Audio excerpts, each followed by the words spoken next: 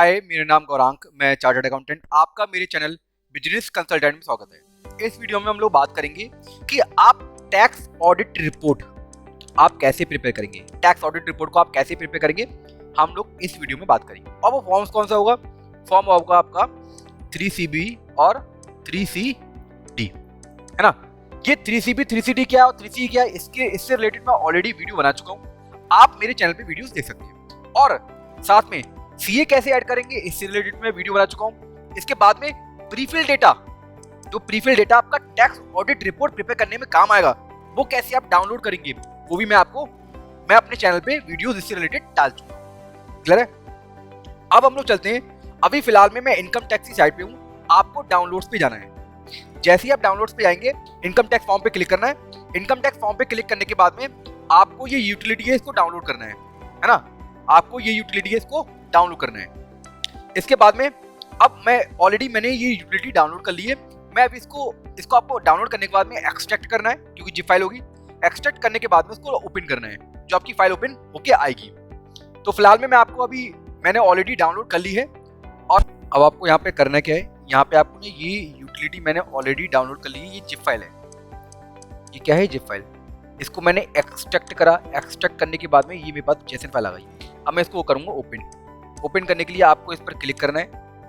Click करने के बाद में राइट बटन दबाना है। उसके बाद में आपको रन एज एडमिनिस्ट्रेटर पे क्लिक करना है। जैसे ही आप रन एज एडमिनिस्ट्रेटर पे क्लिक करेंगे, आपको यस करना है। जैसे ही आप यस करते हैं, आपकी यूटिलिटी ओपन होने की तैयारी स्टार्ट हो जाती है। तो जैसे ही यूटिलिटी स्टार्ट हो जाएगी, उसके बाद में हम लोग एक एक स्टेप आगे बढ़ेंगे। अब आपकी ये यूटिलिटी स्टार्ट हो चुकी है, ओपन हो चुकी है। आपको कंटिन्यू पे क्लिक करना है। जैसे आप कंटिन्यू पे क्लिक करोगे, आपके पास में दोनों फॉर्म्स आते हैं, 3CA 3CD, 3CB 3CD। देखिए, इस केस में चूंकि ये प्रोप्राइटरशिप फर्म है, तो हमें 3CB 3CD को फॉर्म्स को सिलेक्ट करना होगा। तो फाइल नाउ पे क्लिक करना है।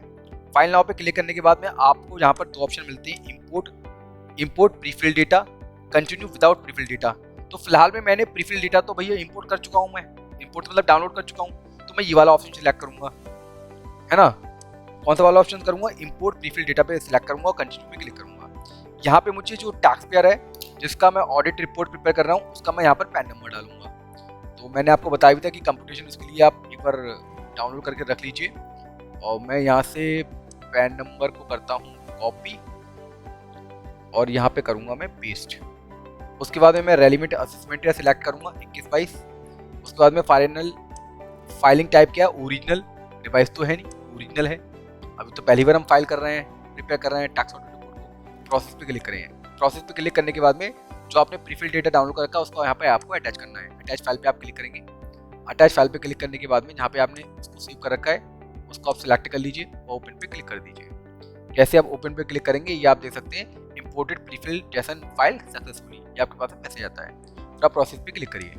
जैसे आप प्रोसेस पे क्लिक करेंगे, आपको फाइल फॉर्म पे क्लिक करना है। फाइल फॉर्म पे जैसे आप क्लिक करेंगे, उसके बाद में लेट्स गेट स्टार्टेड पे क्लिक करना है। लेट्स गेट स्टार्टेड पे जैसे आप क्लिक करेंगे, आप ये देख सकते हैं आपके पास में फॉर्म 3CB आ गया। कौन सा आ गया? Form 3CB। ये है कि इसे हम लोग कहते हैं टैक्स ऑडिट रिपोर्ट। ये क्या कहलाती है? Tax audit report. ये क्या है? Form 3CB। अभी तो ब्लॉक आ रहा है, क्योंकि पहले आपको फॉर्म 3CB कंप्लीट करना पड़ेगा। 3CD अभी ब्लॉक आ रहा है ना। 3CD क्या है? ये SOP है, statement of particular. Statement of particular, ये कोई ऑडिट रिपोर्ट नहीं है, ये तो आपका स्टेटमेंट ऑफ पार्टिकुलर है, जहां पे आपको चीजें वेरीफाई करनी है। मतलब 44 क्लॉज दे रखे हैं। 44 क्लॉज में जो भी पॉइंट पूछेगा यहाँ पे, आप ये मान के चलिए ये तो असेसिंग ऑफिसर ने पूछे हैं, जो सीए के द्वारा, चार्टर्ड अकाउंटेंट के द्वारा क्या हो रहा है? वेरीफाई हो रहे हैं। चार्टर्ड अकाउंटेंट के द्वारा क्या हो रहा है? वेरीफाई हो रहे हैं। ये क्वेश्चन तो कहने का मतलब है ना कि भैया क्वेश्चन किसके हैं? ये क्वेश्चन तो ईओ के हैं। कहने का मतलब ये कि ईओ क्या कर रहा है? ईओ सीए का कंधा यूज करके गोली चला रहा है। क्या कर रहा है? चार्टर्ड अकाउंटेंट का कंधा यूज करके क्या चला रहा है? गोली चला रहा है। मतलब क्वेश्चन तो ईओ के हैं, लेकिन वेरीफाई कौन कर रहा है? Chartered accountant. क्योंकि ऐसा पॉसिबल नहीं है ईओ के लिए कि वो हर जितने भी टैक्स पर हैं उनका डिटेल में जाके ऑडिट करे। ऐसा पॉसिबल नहीं है ईओ के लिए, है ना। तो इसलिए उन्होंने रिस्पॉन्सिबिलिटी किसको दे दी? सीए को दे दी। तो मैंने आपको बताया ये क्या है? Statement of particular. ये कोई ऑडिट रिपोर्ट नहीं, ऑडिट रिपोर्ट तो 3CA है और 3CB है। क्लियर? अब हम लोग इसको ओपन करते हैं 3CB को। फॉर्म 3CB को हम ओपन करते हैं, है ना। ये आपका ओपन हो चुका है। इसके बाद में ओपन होने के बाद में आपको थोड़ा सा भी स्क्रॉल करना है, थोड़ा इसको ओपन हो जाने दीजिए ढंग से। ये आपका ओपन हो चुका है। तो अब यहाँ पे आपको करना क्या है ना, यहाँ पे आपसे पूछा जाता है कि भैया जो ऑडिट करने वाला बंदा है वो फर्म पार्टनरशिप फर्म है या इंडिविजुअल है। इंडिविजुअल है जो ऑडिटर है आई, क्या ये आई क्या कर रहा है, आई हैव एग्जाम, मैंने एग्जामिनेशन कर लिया है, किसका कर लिया है, बैलेंस शीट्स का, और किसका कर लिया है, प्रॉफिट और लॉस अकाउंट का, प्रॉफिट एंड लॉस अकाउंट का कर लिया है, एग्जामिनेशन कर लिया है, जिसकी स्टार्टिंग डेट क्या है, स्टार्टिंग डेट क्या है 1 अप्रैल 2020, 1 अप्रैल 2020। तो यहाँ पे मैं अप्रैल सिलेक्ट करूंगा 2020 अप्रैल, 1 अप्रैल 2020। इसका एंडिंग पॉइंट क्या है भाई, अप्रैल 31 मार्च 2021, है ना। इस फर्म का नाम क्या है जिसका आपने ऑडिट, जिसका आप टैक्स ऑडिट रिपोर्ट तैयार कर रहे हैं, वो नाम आपको यहाँ पर डालना पड़ेगा। क्या नाम है भैया, फर्स्ट नेम वीरेश है, कौन है भैया, यहाँ पे आपको डालना है जो आपका पैन कार्ड में नाम है, कहाँ पे नाम है, जो आपका पैन कार्ड में नाम है वो आपको नाम यहाँ पर डालना होगा, है ना। इसके बाद में आपको कंट्री डालना है ना, कंट्री आपकी इंडिया है। यहाँ पे आपको रोड एंड स्ट्रीट डालना है, रोड एंड स्ट्रीट आप कंप्यूटेशन से उठा सकते हैं, मैंने आपको बताया भी था कि आप ना कंप्यूटेशन लेके बैठिए, है ना, कुछ चीजें लेके आपको वहां पर बैठनी पड़ेंगी जब आप ऑडिट रिपोर्ट प्रिपेयर कर रहे हैं, क्या कर रहे हैं, ऑडिट रिपोर्ट प्रिपेयर कर रहे हैं, है ना। यहाँ पे पिन कोड 243633 है पिन कोड है आपका, और ये मैंने पिन कोड भी यहाँ पर डाल दिया है, ठीक है। पिन कोड डालने के बाद में आपको यहाँ पे पोस्ट ऑफिस सिलेक्ट करना है, क्या करना है, पोस्ट ऑफिस सिलेक्ट करना है। मैंने यहाँ पर पोस्ट ऑफिस सिलेक्ट कर लिया। अब यहाँ पे आपको एरिया लोकेलिटी सिलेक्ट करना है, क्या करना है, एरिया लोकेलिटी। तो यहाँ पे आपको सबसे पहले आपको क्या लेना होता है, आप पहले सर्टिफाई करेंगे, उसके बाद में आपको फर्म का नाम डालना पड़ेगा, जो भी पैन कार्ड में जो नाम है ना प्रोप्राइटर का, वो नाम डालना पड़ेगा, उसका पूरा एड्रेस डालना होगा, एड्रेस जहाँ पर कम्युनिकेशन पॉसिबल हो, जहाँ पर कम्युनिकेशन पॉसिबल हो वो जगह आपको यहाँ पर लेनी है। इसके बाद में आपको स्क्रॉल करना है, स्क्रॉल करने के बाद में यदि आप आधार नंबर डालना चाहते हैं यहाँ पर आधार नंबर दे सकते हैं। अब आप दे सकते हैं यहाँ पर आई सर्टिफाई, क्या मैं सर्टिफाई कर रहा हूँ, मैं बैलेंस शीट को सर्टिफाई कर रहा हूँ, जो चार्टर्ड अकाउंटेंट है वो किसको सर्टिफाई कर रहा है। देखिए फॉर्म जो 3CB है, फॉर्म जो 3CB है, इसमें जो ओपिनियन देनी होती है चार्टर्ड अकाउंटेंट को ओपिनियन देनी होती है, एक तो बुक्स ऑफ अकाउंट पर देनी होती है, किस पर देनी होती है, बुक्स ऑफ अकाउंट पर। ये कैसी ओपिनियन होगी, ये होगी ट्रू एंड फेयर, और उसको ओपिनियन देनी होती है क्लॉज पर, जो 44 क्लॉज है ना, 44 क्लॉज फॉर्म 3CD जो फॉर्म है ना, उस पर अपनी ओपिनियन देनी होती है। ये ओपिनियन कैसी होगी, ये आपकी होगी true and correct, true and fair नहीं होगी, ट्रू एंड करेक्ट, है ना। तो भैया यहाँ पर हमें बुक्स ऑफ अकाउंट पे रिपोर्टिंग करना होगा। तो आई सर्टिफाई, मैंने बैलेंस शीट को सर्टिफाई कर लिया है, पेंडल को सर्टिफाई कर लिया है, क्योंकि are agreement with the books of account maintain, उसका आपको हेड ऑफिस का एड्रेस देना होगा, जो भी एड्रेस है। तो यहाँ पे मैं एड्रेस को क्या कर देता हूँ, कॉपी कर देता हूँ, है ना। यहाँ पे आपने एड्रेस, क्या ब्रांच है, कोई ब्रांच कोई नहीं है। अब यहाँ पे आपको बुक्स ऑफ अकाउंट पर जो आपके बुक्स ऑफ अकाउंट है, क्योंकि जो फॉर्म 3CB भरता है, जो फॉर्म 3CB भरता है, इस केस में जो टैक्स ऑडिटर है उसको बुक्स ऑफ अकाउंट भी ऑडिट करनी होती है और वो क्लॉज के बारे में रिपोर्टिंग करनी होती है। तो इसको भैया यहाँ पर ओपिनियन देनी है, 3A में ओपिनियन किस पर देनी है, बुक्स ऑफ अकाउंट पर देनी है। क्या कोई ऑब्जर्वेशन है, कोई कमेंट है, कोई डिस्क्रिपेंसी है, कोई इनकंसिस्टेंसी है, नॉन एप्लीकेबिलिटी, अगर इस तरीके से कोई पॉइंट है तो वो यहाँ पर आपको लिखने पड़ते हैं। मैं यहाँ पर कुछ सिंपल पॉइंट लिख दे रहा हूँ जो ऑलरेडी मेरे पास में है ना। मेरे पास में एक शीट बनी हुई है एक्सेल की, यहाँ से जो सिंपली पॉइंट है कि भैया बुक्स ऑफ अकाउंट प्रिपेयर करने की रिस्पॉन्सिबिलिटी मेरी नहीं है, मेरी तो बस उस पर ओपिनियन देने की है। तो ये बात मैंने यहाँ पर कॉपी पेस्ट कर दी, मतलब लिख दी यहाँ पर, है ना, क्लियर है। अब यहाँ पे आपको ये 3 पॉइंट दे रखे हैं, ये क्या कह रहे हैं भैया, सब्जेक्ट टू एबव, जो आपने ऑब्जर्वेशन दी है, जो क्लैरिफिकेशन डाली है, इनकंसिस्टेंसी डाली है, उसको उसके अलावा I have obtain all the information, मैंने सभी तरीके की इन्फॉर्मेशन ले ली है, एक्सप्लेनेशन ले लिया है, to the best of my knowledge and belief were necessary for the purpose of audit. ठीक है, in my opinion proper books of account have been keeped by the head office and branches of the far as appear from my examination of books, in my opinion, है ना, to the best of my information and according to the explanation given to me, the said accounts read with notes therein when he given true view, give a true and fair view। मैंने कही ना आपको कैसे reporting देनी होती है books of account के बारे में, ट्रू एंड फेयर व्यू देनी होती है। क्या देना होता है, ट्रू एंड फेयर व्यू, है ना। अब हम आगे चलते हैं भैया, प्रॉफिट एंड लॉस अकाउंट से आपको क्या हो रहा है भैया, प्रॉफिट हो रहा है, क्या हो रहा है, प्रॉफिट हो रहा है ना। इसके बाद में आपको 4th पे the statement of particular required to be furnished under section 44AB is annexed here with in the form 3CD। है ना। ये अब आपको यहाँ पर 5th पॉइंट में आपको जो भी आपके पार्टिकुलर है 44 क्लॉज हैं उस पर आपको अपनी क्या देनी है, उस पर आपको अपनी ऑब्जर्वेशन देनी है, क्वालिफिकेशन देनी है। ये याद रखना, यहाँ पर आपको जो भी रिपोर्ट देनी है आपकी जो ओपिनियन होनी चाहिए वो ट्रू एंड करेक्ट होनी चाहिए। कैसी होनी चाहिए? ट्रू एंड करेक्ट होनी चाहिए, है ना। यहाँ पे जो भी आपके 44 पॉइंट है उससे रिलेटेड आप यहाँ पे क्या डालोगे? क्वालिफिकेशन डालोगे, है ना। कोई भी आपकी क्वालिफिकेशन आप तो आप डालोगे। नीचे आ जाओ, नीचे भैया आपको अकाउंटेंट की डिटेल देनी है, जो चार्टर्ड अकाउंटेंट जो आपका ऑडिट कर रहा है। नाम डालना है ना, लास्ट नेम डालना है, मेंबरशिप नंबर डालना है, उसके बाद में कंट्री सिलेक्ट करना है, फिर आपको पूरा एड्रेस डालना है। एड्रेस डालने के बाद में स्क्रॉल करना है। स्क्रॉल करने के बाद भैया date of signing tax audit report, कौन सी डेट को भैया उसने साइन करा हुआ है? तो भैया इन्होंने करा हुआ है 31 अक्टूबर को। कब करा हुआ है? 31 अक्टूबर को, है ना। तो अक्टूबर आपको सिलेक्ट करना है और 31 अक्टूबर की डेट सिलेक्ट करनी है। ये डेट क्या है भैया? जिस डेट को आप क्या कर रहे हो? प्रिपेयर कर रहे हो टैक्स ऑडिट रिपोर्ट, वो डेट आपकी यहाँ पर आ चुकी है ना। तो सबमिट की डेट अलग हो चुकी है, अलग हो सकती है, और ऑडिट साइन करने की डेट अलग हो सकती है, कोई दिक्कत की बात नहीं है। तो ये आपका फॉर्म 3CB क्या होता है? कंप्लीट होता है। अब आप क्या करेंगे? सेव पे क्लिक कर देंगे। जैसे आप सेव पे क्लिक करते हैं, अच्छा पोस्ट ऑफिस रह गया, कोई दिक्कत नहीं, मैं यहाँ पे पोस्ट ऑफिस और सिलेक्ट कर लेता हूँ। पोस्ट ऑफिस और एरिया लोकेलिटी रह गया चार्टर्ड अकाउंटेंट का, है ना। तो यहाँ पे मैं एक बार बदायूं हेड ऑफिस, यहाँ पे मैं बदायूं देख रहा हूँ कहाँ मिलेगा बदायूं मुझे, है ना। यहाँ पे बदायूं मुझे सिलेक्ट करना होगा, कोई दिक्कत नहीं है। स्क्रॉल थोड़ा सा हल्का करना होगा, मिल गया बदायूं, यहाँ पे डाल दिया आपने। अब आपको स्क्रॉल करना है, स्क्रॉल करने के बाद में सेव पे क्लिक करना है। जैसे आप सेव पे क्लिक करोगे आप ये देख सकते हैं कि भैया आपका फॉर्म 3CB क्या हो जाता है? कंप्लीट हो जाता है, जो ऑडिट रिपोर्ट है। अब आपका स्टेटमेंट ऑफ पार्टिकुलर, ये आपका ये वाला कॉलम क्या होता है? ये वाला कॉलम आपका ओपन हो जाता है ना। फॉर्म 3CB आपका 3CD कॉलम नहीं, मतलब फॉर्म 3CD आपका ओपन हो जाता है। सर बात समझ में आ गई? क्लियर है? अब हम लोग इस पर क्लिक करते हैं। क्या करते हैं? इस फॉर्म पर क्लिक करते हैं। जैसे आप इस फॉर्म पर क्लिक करोगे आप ये देख सकते हैं आपके पास में काफ़ी सारे क्लॉज आ गए। क्या आ गए? काफ़ी सारे क्लॉज आ गए। क्लॉज 8 से रिलेटेड जो 44 आपके क्लॉज हैं ये आपको दिखाई दे रहे होंगे। आप ये देख सकते हैं पास के जो क्लॉज हैं वो सब ब्लॉक आ रहे हैं, है ना। आपको एक एक करके चलना पड़ेगा। पहले आपको क्लॉज 1 से लेके 8 तक आपको पहले फिल करने पड़ेंगे। उसके बाद ये आपके 9 से लेके 17 स्टार्ट होंगे, फिर आपके 18 से लेके 27 स्टार्ट होंगे, फिर आपके 28 से लेके 32 स्टार्ट होंगे, फिर आपके आगे के जितने क्लॉज हैं वो आपके स्टार्ट होंगे। अभी सब ब्लॉक आ रहे हैं। क्लियर है? चलिए अब हम लोग चलते हैं एक एक करके, 1 से लेकर जो हमारे 8 तक क्लॉज हैं सबसे पहले हम लोग इसको भरते हैं, है ना। तो हम लोग क्लॉज 8 से लेके 8 तक पे क्लिक करते हैं। जैसे ही आप इस पर क्लिक करते हो सबसे पहले आपसे पूछा जाता है कि भैया टैक्स पेयर का नाम क्या है? टैक्स पेयर का नाम क्या है? ये नाम आपको कौन सा देना है? जो भैया आपके पैन कार्ड पर लिखा हुआ है, जो टैक्स पेयर के पैन कार्ड पर है ना। तो आपको पैन कार्ड यहाँ पर कलेक्ट करना होगा।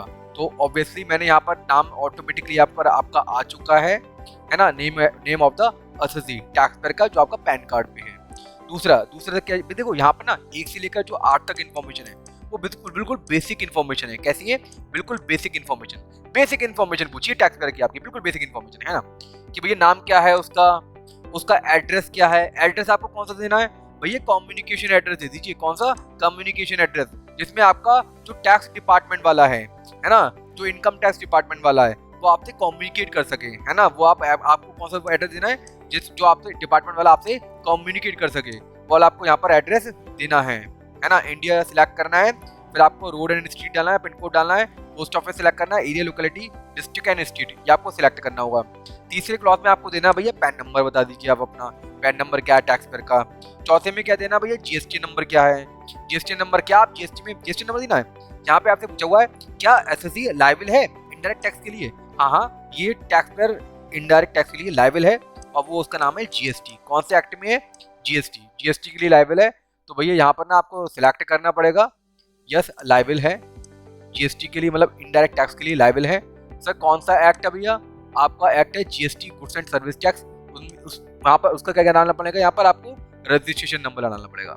रजिस्ट्रेशन नंबर मैंने आपको बताया, कंप्यूटेशन आप अपने पास में रखिए। यहाँ से मैं कॉपी कर लेता हूँ, है ना। यहाँ से कॉपी कर लीजिए और यहाँ पे आप पेस्ट कर दीजिए, है ना। रजिस्ट्रेशन कहाँ का है? यूपी का है, तो यहाँ पे आपको यूपी सेलेक्ट करना होगा। तो फिलहाल में मैं यहाँ पे यूपी ले लेता हूँ और ये मेरा रहा उत्तर प्रदेश, वो मैंने सिलेक्ट कर लिया। स्टेटस क्या है भैया? टैक्स पेयर कौन है?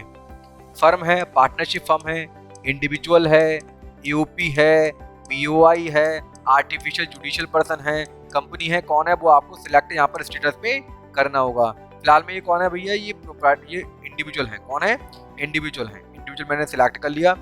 यहाँ पे आपको प्रीवियस ईयर डालना है। देखिए प्रीवियस ईयर यहाँ पे आपसे पूछा हुआ है स्टार्टिंग पॉइंट। जरूरी नहीं है कि 1 अप्रैल 2020 ही आपका प्रीवियस ईयर हो, मतलब स्टार्टिंग पॉइंट।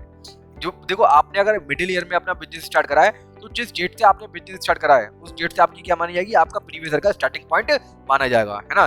बेसिकली लोग प्रैक्टिकल लाइफ में आप देख सकते हो कि लोग यहाँ पर 1 अप्रैल 2020 से 31 मार्च 2021 ही लिखते हैं, लेकिन जरूरी नहीं है ऐसा।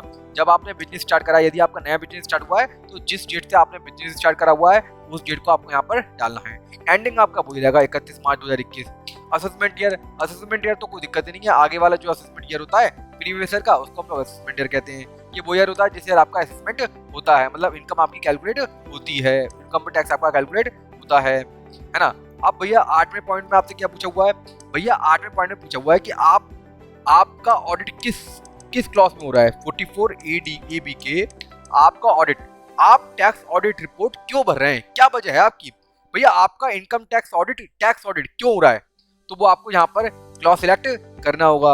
आपको भैया यहाँ पर क्लॉज सिलेक्ट करना होगा। तो भैया इनका जो ऑडिट है, इनका जो टर्नओवर है वो 1 करोड़ से ज्यादा है। कितना है, 1 करोड़ से ज्यादा है, 1 करोड़ से ज्यादा है। और ये जो प्रोविजो है ना, कौन सा प्रोविजो है, ये वाला प्रोविजो है, इसके अंतर्गत नहीं आते हैं। तो भैया अगर इस प्रोविजो के अंतर्गत नहीं आते हैं तो भैया इनका क्या, इनका बिजनेस है, बिजनेस इनकम है, total sales and turnover and gross receipt of business exceeding specified limit. Specified limit कितनी है, 1 करोड़ की है। तो भैया ये बिजनेसमैन है और इनका टर्नओवर 1 करोड़ से ज्यादा हो चुका है। तो 44 AB का क्लॉज ए, यहाँ पर ये वाला सिलेक्ट हम करेंगे। तो हमने यहाँ पर सिलेक्ट कर लिया।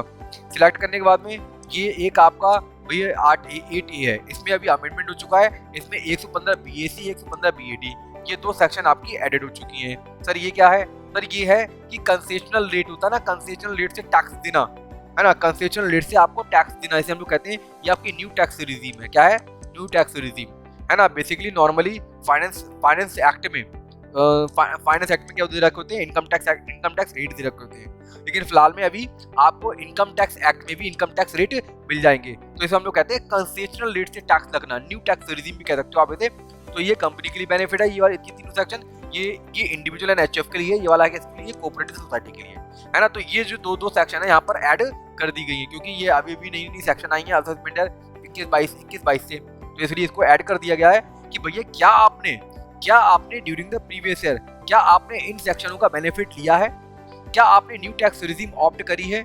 अगर करी है तो यस, अदरवाइज तो यहाँ पे हम लोग क्या कर देंगे, नो पे क्लिक कर देंगे। तो ये आपके ना 8 क्लॉज अभी पूरे कंप्लीट हो चुके हैं, आपके 8 क्लॉज पूरे कंप्लीट हो चुके हैं। अब हम लोग चलते हैं नेक्स्ट क्लॉज पर, 9 से 17 पर, है ना। इसको हम लोग एक एक करके भरेंगे आराम से, टेंशन की बात नहीं है। अब हम लोग चलते हैं क्लॉज 9 पे। क्लॉज 9 पे आपको क्लिक करना है। क्लॉज 9 पे क्लिक करने के बाद में यहाँ पे आपसे क्या पूछा गया है, भैया इफ यदि फर्म या यूपी, यदि फर्म है या यूपी है, एसोसिएशन ऑफ पर्सन, तो भैया इस केस में क्या बताना, नाम बताना है किसका, पार्टनर का या मेंबर का, और उनकी प्रॉफिट शेयरिंग रेशियो बताने हैं। हालांकि इस केस में तो ये एप्लीकेबल है ही नहीं कि प्रोप्राइटरशिप फर्म है, तो ये वाला क्लॉज तो आएगा ही नहीं, है ना।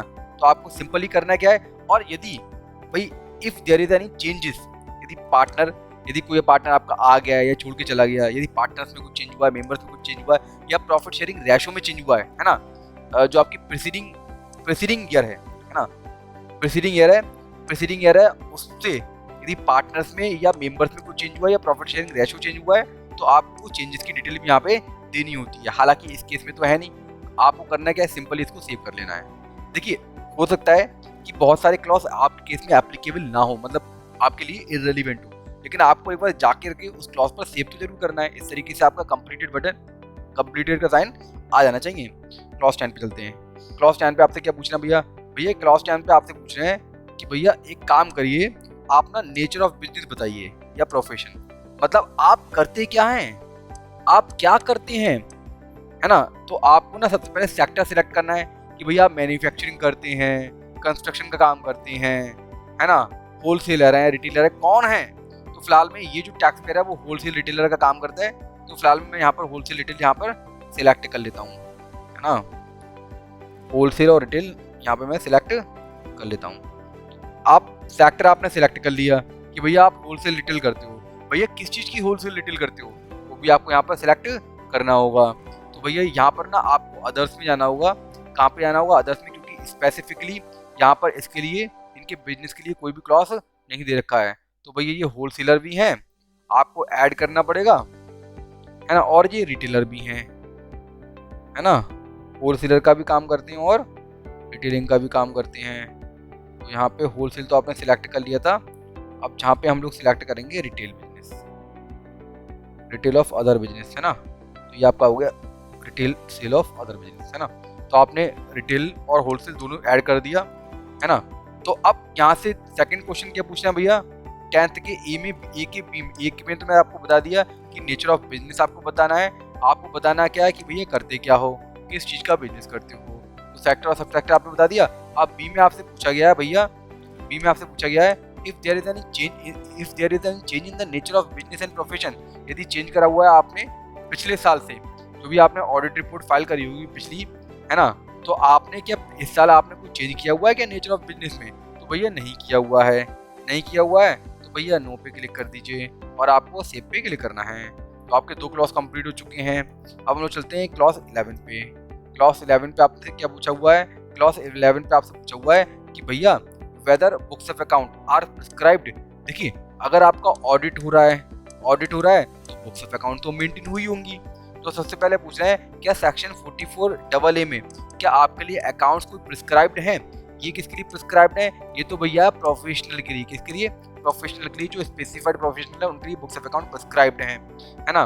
तो कौन है भैया प्रोफेशनल, स्पेसिफाइड प्रोफेशनल? जैसे चार्टर्ड अकाउंटेंट हो गए, डॉक्टर हो गए, इंजीनियर हो गए, है ना। तो इनके लिए बुक्स ऑफ अकाउंट क्या है? प्रिस्क्राइब्ड है। तो हालांकि ये तो बिजनेसमैन है, यहाँ पे अभी मैं नो कर दूंगा। बी में क्या पूछा हुआ है? बी में पूछा हुआ भैया आपने कौन कौन से, जो आपके टैक्स पेयर है उसने कौन कौन से अकाउंट मेंटेन करे हैं और उसका एड्रेस क्या है। कौन कौन से अकाउंट मेंटेन करे हैं और उसका एड्रेस क्या है। In case of a books of account are maintain in a computer system, mention the books of account generated by such computer system, है ना। If the books of account are not keeped at one location, अगर एक से ज़्यादा location पे रखे हुए हैं आपके बुक्स ऑफ अकाउंट, तो आपको सभी के एड्रेस देने पड़ेंगे। तो यहाँ पे हम लोग क्या देते हैं, यहाँ पे आपको सिंपली कह देना है भैया आपने कौन कौन से अकाउंट्स मेंटेन करे हैं। कौन कौन से करे हैं? जैसे कैश बुक करा हुआ है, कौन सा? Cash book. कैश बुक आपने, उसका कंट्री क्या है? कंट्री भैया इंडिया में ही है। कहाँ पर है? इंडिया में है। आपको इंडिया पे सिलेक्ट करना है। अब आपको इंडिया सिलेक्ट करने के बाद में यहाँ पे आपको फ्लैट नंबर डालना है, वो 0 है। रोड एंड स्ट्रीट सेलेक्ट करनी है, रोड एंड स्ट्रीट डालनी है। आपको ना यहाँ से एक बार कॉपी कर लीजिए, है ना, ये एड्रेस ना यहाँ से आप कॉपी कर लीजिए। मैंने कंप्यूटेशन में एड्रेस था, वहाँ से मैंने कॉपी कर लिया, कहाँ पे आपके बुक्स ऑफ अकाउंट रखे हुए हैं। इसके बाद में आपको क्या करना है, स्क्रॉल करना है, यहाँ पे आपको पिन कोड डालना है। पिन कोड कितना है भैया? 24 36 33 24 36 33। पिन कोड डालने के बाद में आपको पोस्ट ऑफिस सिलेक्ट करना है। क्या करना है? पोस्ट ऑफिस सिलेक्ट करना है। पोस्ट ऑफिस ले लिया भैया हमने। अब थोड़ा सा स्क्रॉल करना है। अब आपको यहाँ पर क्या करना है भैया, यहाँ पे आपको भैया एरिया लोकेलिटी सिलेक्ट करना है। क्या करना है? एरिया और लोकेलिटी सिलेक्ट करना है।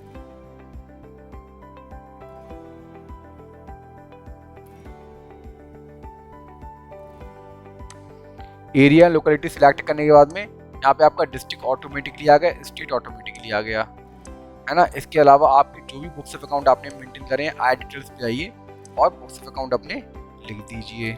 जैसे bank book, bank LEDGER, bank ledger आपने मेंटेन किया हुआ है ना। क्या किया हुआ है? इंडिया में किया हुआ है। फ्लैट नंबर 0 है। यहाँ पे आपको एड्रेस कॉपी कर देना है। एड्रेस कॉपी करने के बाद में यहाँ पे आपको सिंपली क्या डालना है? पिन कोड डालना है। क्या डालना है? Pin code 24 36 33। फिर आपको यहाँ पर पोस्ट ऑफिस सिलेक्ट करना है।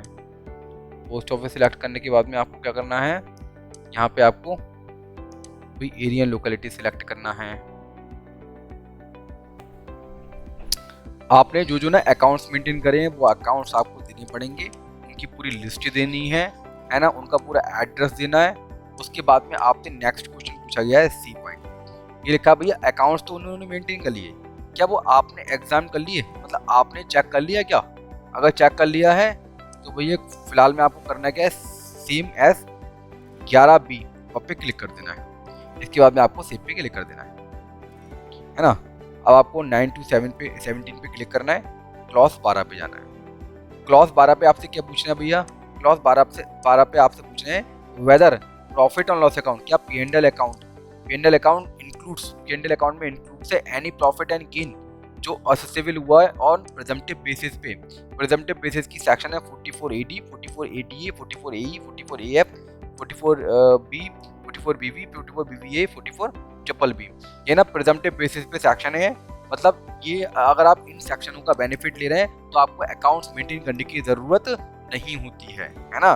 तो क्या आपके प्रॉफिट में कोई ऐसा प्रॉफिट एंड लॉस भी जुड़ा हुआ है जो आपका profit and loss presumptive basis पे निकाला गया है ना।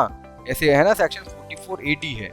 44 AD क्या कहता है कि भैया कोई भी बिजनेसमैन यदि उसका टर्नओवर 2 करोड़ तक है तो वो 8% का मार्जिन दिखा के अपनी income tax return without audit भरवा सकता है। तो यदि आपने कोई भी प्रेजम्पटिव बेसिस पे आपके P&L में कोई भी प्रॉफिट इंक्लूडेड है तो उसकी डिटेल आपको क्लॉज 12 में देनी है। हालांकि इस केस में कोई नहीं है तो मैं यहाँ पे क्या कर देता हूँ, नो पे क्लिक कर देता हूँ। नो पे क्लिक करने के बाद में आपको सेव पे क्लिक करना है ना। आपके अब मैं चलता हूँ 13 से 14 में। कहाँ पे चलता हूँ, 13 से 14 क्लॉज में। यहाँ पे आपको क्या करना है, सबसे पहले आपसे पूछा गया है कि भैया मेथड ऑफ अकाउंटिंग क्या है ना। मेथड ऑफ अकाउंटिंग क्या होती है, 2 तरीके की। क्या आपने अपने अकाउंट्स मेंटेन करे मर्केंटाइल सिस्टम को फॉलो करा है या कैश सिस्टम को, तो भैया मर्केंटाइल सिस्टम को करा है। किसको करा है, मर्केंटाइल सिस्टम को। क्या आपने ड्यूरिंग द प्रीवियस ईयर में कोई अकाउंटिंग मेथड में चेंज करा, ना वो चेंज नहीं करा है, मतलब हमने मर्केंटाइल से कैश में नहीं आए हैं। अगर आए होते तो उसका आपको इम्पैक्ट देना पड़ता कि भैया P&L में क्या इम्पैक्ट पड़ा है चेंजेस की वजह से। अब आपको यहाँ पे क्या देना है कि भैया यहाँ पे देना है ICDS और जो आपने अकाउंट्स मेंटेन करे हैं क्या उसकी वजह से कोई चेंजेस हुआ है क्या। वेदर यहाँ पे क्या दिया हुआ है, वेदर एनी एडजस्टमेंट, क्या कोई एडजस्टमेंट की रिक्वायरमेंट है, किसके लिए, to be made profit and loss account, जो आपने अकाउंट्स मेंटेन करे हुए हैं, प्रॉफिट एंड लॉस अकाउंट जो आपने बनाया हुआ है अकाउंटिंग के बेस पर, क्या उसमें किसी तरीके का एडजस्टमेंट की रिक्वायरमेंट है। अगर आप ICDS को कंसीडर करते हो तो भैया किसी भी तरीके की एडजस्टमेंट की रिक्वायरमेंट नहीं है। ऐसा हो सकता है, बहुत सारे केसेस में ऐसा होता है कि ICDS आपका कुछ बोल रहा है और आपके अकाउंटिंग स्टैंडर्ड कुछ बोल रहे हैं। अगर ऐसा है, इसकी वजह से यदि P&L में यदि कोई इम्पैक्ट पड़ रहा है तो आपको उसकी डिटेल यहाँ पर देनी होती है। आपको यस पे क्लिक करना है, फिर उसका इम्पैक्ट देना है आपको ई पॉइंट पे। सर बात समझ में आ गई क्या, आगे चलते हैं हम लोग। आगे आपसे क्या पूछा गया है कि भैया डिस्क्लोजर दे दीजिए अपना एज पर ICDS। यहाँ पर देखिए वैसे तो 8 ICDS हैं लेकिन डिस्क्लोजर के पॉइंट ऑफ व्यू से कितने हैं, वैसे तो 10 ICDS हैं लेकिन डिस्क्लोजर के पॉइंट ऑफ व्यू से कितने हैं, 8 हैं। तो यहाँ पे ना मैं जितने भी मेरे ICDS हैं उनके अकॉर्डिंग मैं क्या दे देता हूँ, यहाँ पर रिपोर्टिंग देता हूँ। आपको अकाउंटिंग पॉलिसी सिलेक्ट करना है और यहाँ पे आपको डिस्क्लोजर देना है ना। तो बस आपको सिंपली यही करना है। तो यहाँ पे सिंपली आपको क्या करना है, एज पर ICDS डिस्क्लोजर देना है कि भैया मैंने ना ICDS जितने भी ICDS 1 है, ICDS 2 है, 3rd है, 4th है, 5th है, आपके इसके अकॉर्डिंग क्या देना है, यहाँ पर डिस्क्लोजर देना है ना। तो डिस्क्लोजर देने के बाद में आपको थोड़ा स्क्रॉल करना है। स्क्रॉल करने के बाद में यहाँ से आपसे पूछा गया है 14वीं क्लास में, क्लास 14 में पूछा गया है कि भैया method of valuation of closing stock क्या है। Method of valuation of closing stock से मतलब क्या है कि आपने क्लोजिंग स्टॉक किस मेथड पे वैल्यूड करा हुआ है। तो भैया मार्केट कॉस्ट और market value whichever is less पे किया हुआ है। क्या कोई चेंज किया है मेथड ऑफ वैल्यूएशन में,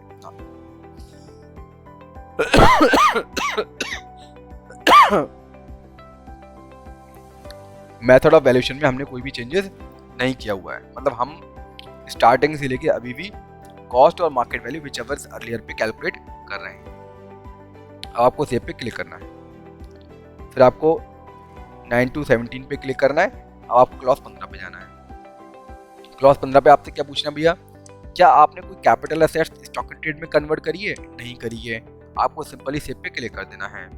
आपको 9 to 17 पे जाना है, फिर आपको क्लॉज 16 पे जाना है। क्लॉज 16 पे आपसे क्या पूछना भैया, क्लॉज 16 पे आपसे पूछना है कि भैया एनी अमाउंट, कोई भी amount not credited to profit and loss account being, कौन कौन सी अमाउंट है जो आपने प्रॉफिट एंड लॉस अकाउंट में क्रेडिट नहीं करी है। सर वो वाले आइटम जो सेक्शन 28 में कवर होते हैं। सेक्शन 28 में कौन से कवर होते हैं भैया, मैं आपको बताऊँ, स्पेशल आइटम जैसे की इंश्योरेंस पॉलिसी का अमाउंट है। की इंश्योरेंस पॉलिसी यदि आपके बिजनेस में किसी आपके की पर्सन की आपने करवाई है, उसके अगेंस्ट में यदि आपको अमाउंट मिली है वो आपने P&L में ऐड नहीं करी है, मतलब प्रॉफिट एंड लॉस का पार्ट था लेकिन आपने वो P&L में ऐड नहीं किया हुआ है, तो आपको वो इन्फॉर्मेशन यहाँ पर देनी है। सर कोई भी बिजनेस इनकम, जो बिजनेस इनकम क्या है आपके P&L का पार्ट था लेकिन आपने दिखाया नहीं है, उसको आपको यहाँ पर दिखाना है। सर बी में क्या देना है, बी में देना कोई भी आपका टैक्स हो गया, ड्रॉबैक हो गया, रिफंड हो गया, किसी भी तरीके का कस्टमर एक्साइज ड्यूटी का जिसको आपने एज एक्सपेंसेस क्लेम किया हुआ है, उसका यदि आपका रिफंड हो गया है ना, तो भी वो आपकी क्या मानी जाएगी, बिजनेस इनकम मानी जाएगी। तो उसको आपको यहाँ पर शो करना है। एस्केलेशन क्लेम, एस्केलेशन क्लेम क्या होता है, ये कंस्ट्रक्शन कॉन्ट्रैक्ट के लिए होता है। किसके लिए होता है, कंस्ट्रक्शन कॉन्ट्रैक्ट के लिए। तो कंस्ट्रक्शन कॉन्ट्रैक्ट के लिए यदि आपने कोई भी एस्केलेशन क्लेम जो आपने क्लेम किया और वो एक्सेप्टेड हो चुका है ड्यूरिंग द प्रीवियस ईयर, तो उसकी डिटेल आपको यहाँ पर देनी है, वो भी आपके बिजनेस का पार्ट मानी जाएगी। सर यहाँ पे क्या देना है, डी में any other item of income, any other item of income, चाहे कोई भी हो, चाहे अदर सोर्सेज हेड की हो, चाहे HP की हो, चाहे कैपिटल गेन की हो, है ना, कोई भी इनकम जो आपकी है जो अदर हेड में क्यों ना आती हो, आपको उसकी डिटेल यहाँ पे डालनी है। जैसे इंटरेस्ट ऑन सेविंग अकाउंट, है ना, कैपिटल रिसिप्ट। देखिए कैपिटल रिसिप्ट, कोई भी कैपिटल रिसिप्ट है, कैपिटल नेचर का आपके बुक्स में कोई भी रिसिप्ट हुआ है, उसकी डिटेल आपको यहाँ पर देनी है। देखो ये टैक्सेबल होगी या नहीं होगी इस पर बात नहीं है, आपको जो भी आपकी कैपिटल रिसिप्ट, कैपिटल नेचर का जो भी आपको पेमेंट मिला हुआ है उसकी डिटेल आपको यहाँ पर देनी है। ऐसे अगर आपने कोई एसेट बेची है ना, तो आपको कोई भी कैपिटल नेचर का कोई भी आपको अमाउंट मिला हुआ है उसकी डिटेल यहाँ पर आपको देनी होगी। फिलहाल में इस केस में कोई भी ऐसी अमाउंट नहीं है, सेव पे हम क्लिक कर देते हैं। उसके बाद में आपको फिर आना है, अब आपको क्लॉज 17 पे क्लिक करना है। क्लॉज 17 पे आपसे क्या पूछा गया भैया, क्लॉज 17 पे आपसे पूछा गया है क्या आपने ड्यूरिंग द प्रीवियस ईयर कोई लैंड एंड बिल्डिंग बेची है, और वो लैंड एंड बिल्डिंग बेची जिसका कंसिडरेशन स्टैम्प ड्यूटी वैल्यू से लेस पर है, स्टैम्प ड्यूटी वैल्यू से लेस अमाउंट है। अगर है ऐसा तो आपको डिटेल यहाँ पर देनी होगी, है ना, 43CA 50C, है ना। तो इन सेक्शन के अकॉर्डिंग यदि आपने कोई भी लैंड एंड बिल्डिंग या बोथ अगर आपने स्टैम्प ड्यूटी वैल्यू से कम में बेचा हुआ है तो आपको उसकी डिटेल क्लॉज 17 में देनी होगी, है ना। इसमें कुछ चेंजेस भी हुआ है, चेंजेस भी इसमें क्या हुआ है, थोड़ा सा चेंजेस हुआ है, और इन्होंने आपसे डिटेल मांगी है कि भैया एक काम करिए, आपने क्या second proviso to subsection 1 of section 43CA का क्या बेनिफिट लिया है, क्या आपने fourth proviso to clause X of subsection 2 of section 56, क्या आपने इन सेक्शन का बेनिफिट लिया है।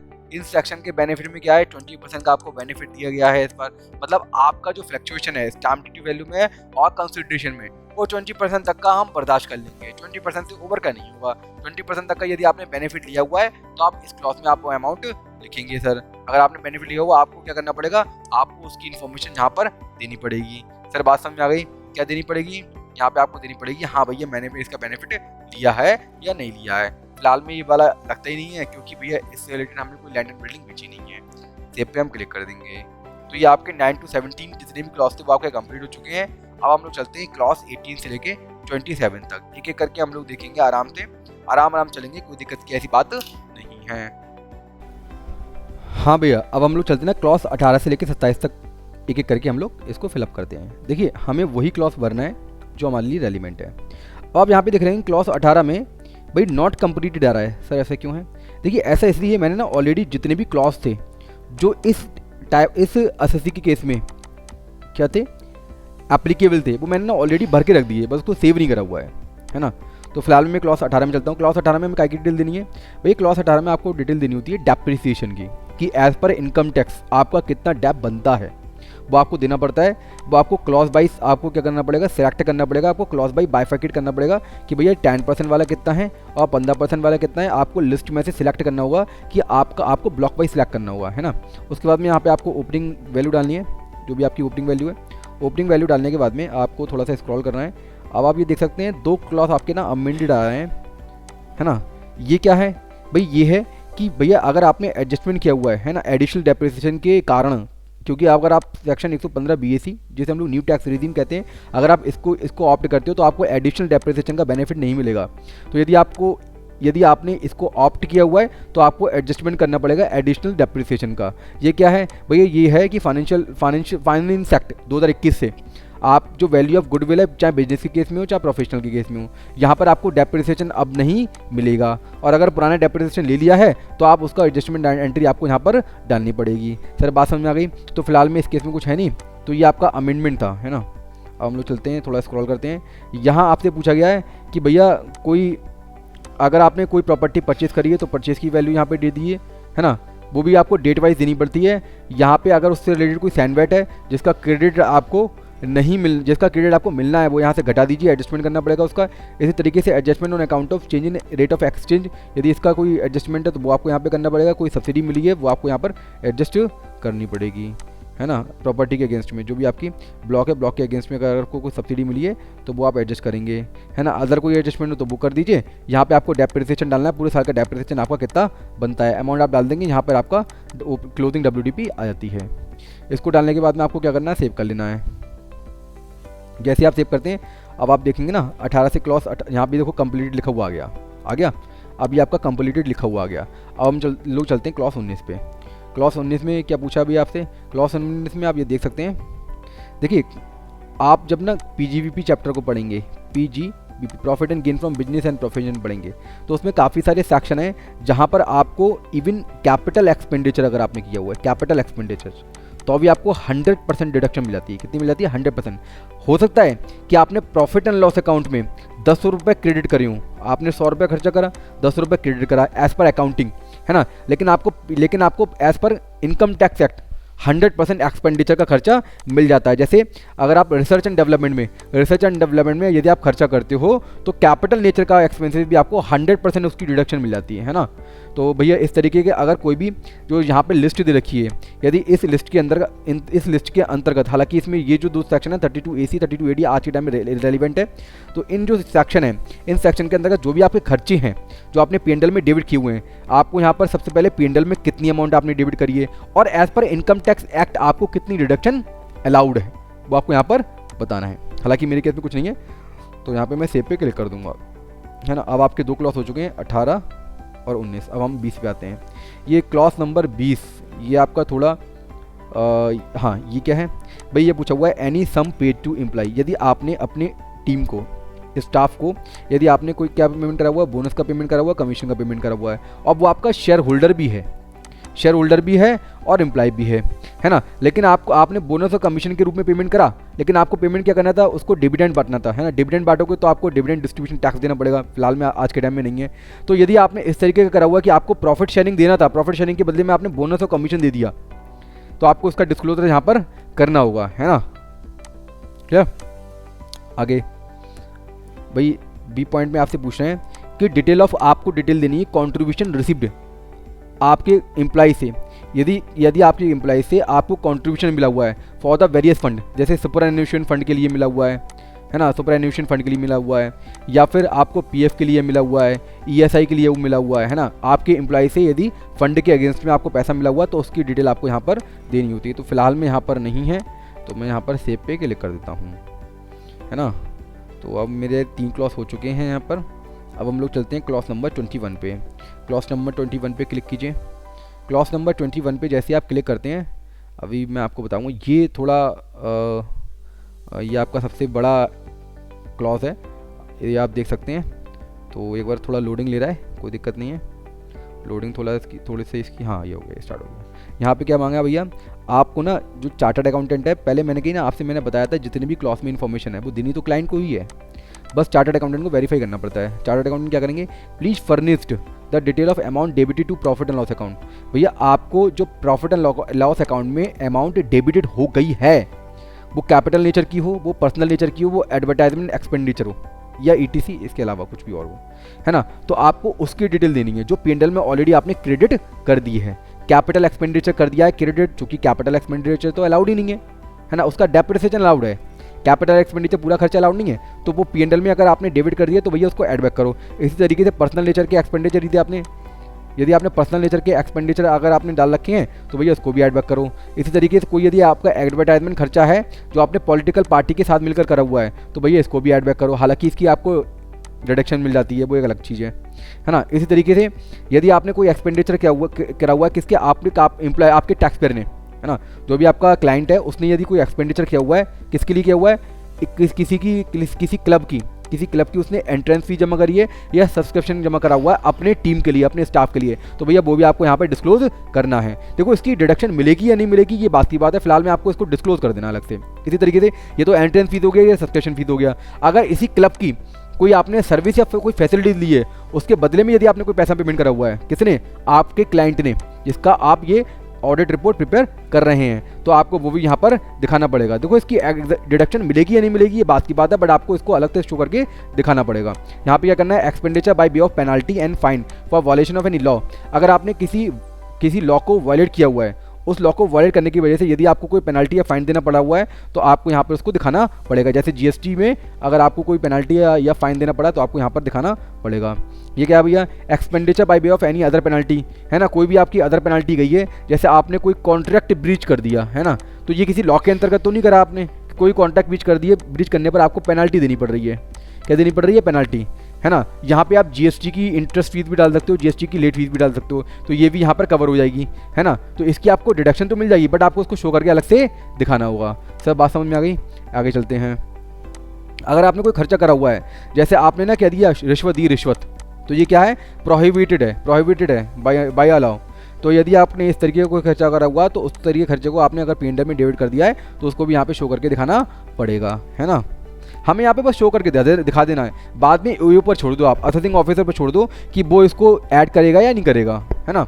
अब ये क्या है, सेक्शन 40A। सेक्शन 40A में क्या है भैया, इसमें काफ़ी सारे आपके सब क्लॉज हैं, तो आप सब क्लॉज को आप एक एक करके पढ़िए। एस पेमेंट टू, यदि आपने नॉन रेसिडेंट को पेमेंट करा हुआ है और आपने TDS नहीं काटा तो आपको एक्सपेंसेस की डिडक्शन नहीं मिलेगी, है ना। तो आपको उसकी डिटेल देनी है कि भैया detail of payment on which tax is not deducted, है ना, आपको उसकी डिटेल देनी है। या detail of payment on which tax, जिस पर टैक्स, ये तो वो है भैया, ए में तो हमें वो डिटेल देनी है जहाँ पर आपने टैक्स डिडक्ट ही नहीं करा किसी एक्सपेंसेस पे, जहाँ पे TDS काटना था। किसको, नॉन रेसिडेंट को यदि आपने कोई पेमेंट करा हुआ है और उस केस में आपको TDS काटना था, आपने TDS ही नहीं काटा, पहली चीज़। दूसरी चीज़ क्या है भैया, आपने TDS तो काट लिया, लेकिन आपने ड्यू डेट ऑफ पेमेंट तक, आपने जो ड्यू डेट है पेमेंट की उस डेट तक आपने पेमेंट नहीं करा। जैसे आपको हर महीने की 7 तारीख तक पेमेंट कर देना है और आपने 7 तारीख तक पेमेंट नहीं करा, या फिर अगर मार्च का है तो आपको अप्रैल एंड तक पेमेंट कर देना है। यदि आपने पेमेंट नहीं करा TDS का तो भैया आपको उसकी इन्फॉर्मेशन यहाँ पर देनी पड़ेगी, उसकी आपको डिडक्शन नहीं मिलेगी, है ना। ये तो है नॉन रेसिडेंट के केस में। अब हम आते हैं रेसिडेंट के केस में, है ना। यहाँ पे आपको रेसिडेंट के बारे में बताना है कि भैया अगर आपने रेसिडेंट को पेमेंट कर रखा है, अगर आपने TDS नहीं काटा हुआ है तो यहाँ पे इन्फॉर्मेशन देंगे। अगर आपने TDS काट लिया, उसको किसकी ITR फाइल करने की डेट तक जमा नहीं करा हुआ है तो आपको उसकी डिटेल यहाँ पर देनी होगी। यहाँ पे आपके पास में टाइम ज़्यादा है TDS जमा करने के लिए, है ना। यहाँ पे आपका 30% डिसअलाउड हो जाएगा, वहाँ पे 100% होता है, यहाँ पे 30% आपका एक्सपेंसेस डिसअलाउड हो जाएगा। सर बात समझ आ गई, क्लियर है। अगर कोई फ्रिंज बेनिफिट का खर्चा करा हुआ है ये तो यहाँ पे दिखाना, हालांकि अब ये आपका भाई खत्म हो चुका है। वेल्थ टैक्स पर अगर आपने कोई खर्चा करा हुआ है, कोई पेमेंट करा हुआ है तो आपको यहाँ पे दिखाना है। फिलहाल में ये भी खत्म हो चुका है। कोई रॉयल्टी एंड लाइसेंस फी पे करिए, सर्विस फी पे करिए under sub clause second B. ये क्या है भैया, ये है यदि कोई स्टेट गवर्नमेंट है, स्टेट गवर्नमेंट को कोई स्टेट गवर्नमेंट अंडरटेकिंग से कोई पेमेंट मिलता है इस चीज़ का, है ना, तो ये डिसअलाउड होगा। आपको ये खर्चा इन्फॉर्मेशन आपको यहाँ पर देनी है। तो भैया ये तो फिलहाल में ये बहुत ही रेयर केस में होती है, ये तभी तो होगी ना जब आप भाई केस आपका स्टेट गवर्नमेंट अंडरटेकिंग का है ना। इस तरीके से यदि आपने सैलरी पेमेंट करी है किसी नॉन रेसिडेंट को विदाउट TDS काट के तो भैया आपको डिडक्शन उसकी नहीं मिलेगी, आपको वो इन्फॉर्मेशन यहाँ पर देनी होगी। सर बात समझ में आ गई होगी, है ना। इस तरीके से अगर आपने PF में या अदर फंड में पेमेंट करा हुआ है और अगर वो अप्रूव्ड नहीं निकला, अगर वो कौन सा नहीं निकला, अप्रूव्ड नहीं निकला, तो भैया वो आपको उसकी डिडक्शन नहीं मिलेगी, है ना। इसी तरीके से कोई टैक्स पेड बाई एम्प्लॉय, यदि आपने पक्ष पर किसी ने, आपके क्लाइंट ने जो एम्प्लॉय को आपने पक्ष दी हुई है उस पर जो टैक्स बनता है वो आपके एम्प्लॉयर ने ही पे कर दिया, मतलब आपके क्लाइंट ने ही पे कर दिया है, तो उसकी भी डिडक्शन नहीं मिलेगी, उसकी भी अमाउंट को आपको यहाँ पर शो करना पड़ेगा, है ना। इसी तरीके से आपने यदि interest salary bonus commission and remuneration किसको पेमेंट करा हुआ है, पार्टनर को या मेंबर को पेमेंट करा हुआ है ना, तो आपको उसकी डिडक्शन नहीं मिलेगी एक लिमिट तक। इन केस ऑफ ए पार्टनर, यदि मेंबर है तो मेंबर AOP BOI के केस में तो बिल्कुल भी डिडक्शन नहीं मिलती है किसी तरीके की, इस तरीके की पेमेंट की, है ना। लेकिन पार्टनर के केस में आपको डिडक्शन मिल जाती है, लेकिन सर्टेन लिमिट तक। तो यदि उस लिमिट से ज़्यादा पेमेंट करा हुआ तो आपको उसकी इन्फॉर्मेशन यहाँ पर देनी पड़ेगी, है ना। अब हम लोग नीचे चलते हैं। यहाँ पे आपसे यदि आपने कोई भी खर्चा करा हुआ है और 40A3 में लिमिट है 10,000 की, यदि आपने पर डे अमाउंट आपने किसी को 10,000 से ज़्यादा पेमेंट कर दी एक बिल के अगेंस्ट में, तो भैया आपको क्या मिलेगा, आपका वो एक्सपेंसेस डिसअलाउड हो जाएगा। तो इस तरीके के खर्चे की आपको इन्फॉर्मेशन यहाँ पर देनी होगी। ये क्या पूछ रहे हैं भैया आपसे, देखिए जरा, on the basis of examination of books of account and other relevant documents and evidence whether expenditure covered under section 48 read with rule 6DD were made by account पे check drawn on bank या account पे bank draft. ये कहना भैया क्या आपने account pay check और bank draft के थ्रू पेमेंट करा हुआ है? यस, हमने अकाउंट पे चेक और बैंक ड्राफ्ट के थ्रू पेमेंट करा हुआ है। तो भैया बस इतना ही बताना है। बाकी आपको यहाँ पर इसी तरीके से अगर आपका पुराना कोई खर्चा है जो आपने खर्चा तो कर दिया, लेकिन अगर उसका पेमेंट आपने इस साल कैश में करा हुआ है तो आपको इन्फॉर्मेशन यहाँ पे देनी पड़ती है। तो फिलहाल में तो भैया हमें ये बताना है कि हमने जो पेमेंट करा हुआ है वो अकाउंट पे चेक से करा हुआ है। तो अगर आपने अकाउंट पे चेक से करा हुआ तो भैया यस पे क्लिक कर दो, आपको बाकी इन्फॉर्मेशन देने की ज़रूरत नहीं है। यहाँ पे भैया प्रोविज़न फॉर ग्रेचुटी, अगर आपने ग्रेचुटी के लिए प्रोविज़न कर रखा है नहीं मिलेगी, आपको एक्चुअली उसका एडजस्टमेंट करना पड़ेगा या अप्रूव्ड फंड में जमा करना पड़ेगा, तभी आपको ग्रेचुटी की डिडक्शन मिलेगी, अदरवाइज नहीं मिलेगी, है ना। अगर आप 40A7 की कंडीशन को पूरा नहीं करते हैं आपको ग्रेचुटी की डिडक्शन नहीं मिलेगी। तो यदि आपका जो भी ग्रेचुटी अमाउंट है जो आपका डिसअलाउड हो गया 40A7 के अकॉर्डिंग, वो आपको अमाउंट यहाँ पर लिखनी है। इसी तरीके से यदि कोई फंड है ना, और आपने 40A9 का यदि आपने वॉयलेशन कर दिया है तो आपको वो अमाउंट यहाँ पे लिखनी है, वो आपको एक्सपेंसेस की डिडक्शन नहीं मिलेगी। इसी तरीके के कोई कंटिजेंट नेचर का कोई भी किसी भी तरीके की कोई कंटिजेंट नेचर का डिटेल है तो आपको जहाँ पे देखना है जो आपने P&L में डेबिट कर रखा है ना। अगर P&L में डेबिट नहीं कर रखा है तो कोई लिखने की कोई ज़रूरत ही नहीं है ना। इसी तरीके से अगर आपने कोई खर्चा कर रखा है कौन सी एग्जेम्प्ट इनकम को कमाने के लिए, यदि आपने कोई खर्चा कर रखा है तो उसकी डिटेल आपको यहाँ पर उस एक्सपेंसेस की डिटेल आपको यहाँ पर देनी पड़ेगी। तो फिलहाल में इस केस में है नहीं, तो भैया मैं क्या कर रहा हूँ, मैं सेव पे क्लिक कर देता हूँ। देखो इस टैक्स पेयर के केस में कोई भी इन्फॉर्मेशन अवेलेबल नहीं है, तो एक मिनट यहाँ पर मैं यस पे क्लिक कर देता हूँ। यहाँ पर भी मैं यस पे क्लिक कर देता हूँ। इसके बाद में मैं क्या करता हूँ, सेव पे क्लिक कर देता हूँ। जैसे आप सेव पे क्लिक कर देते हो है ना, तो आपका ये वाला जो क्लॉस है 21 क्लॉस भी आपका कंप्लीट हो जाता है। अब हम लोग आते हैं 22 क्लॉस में।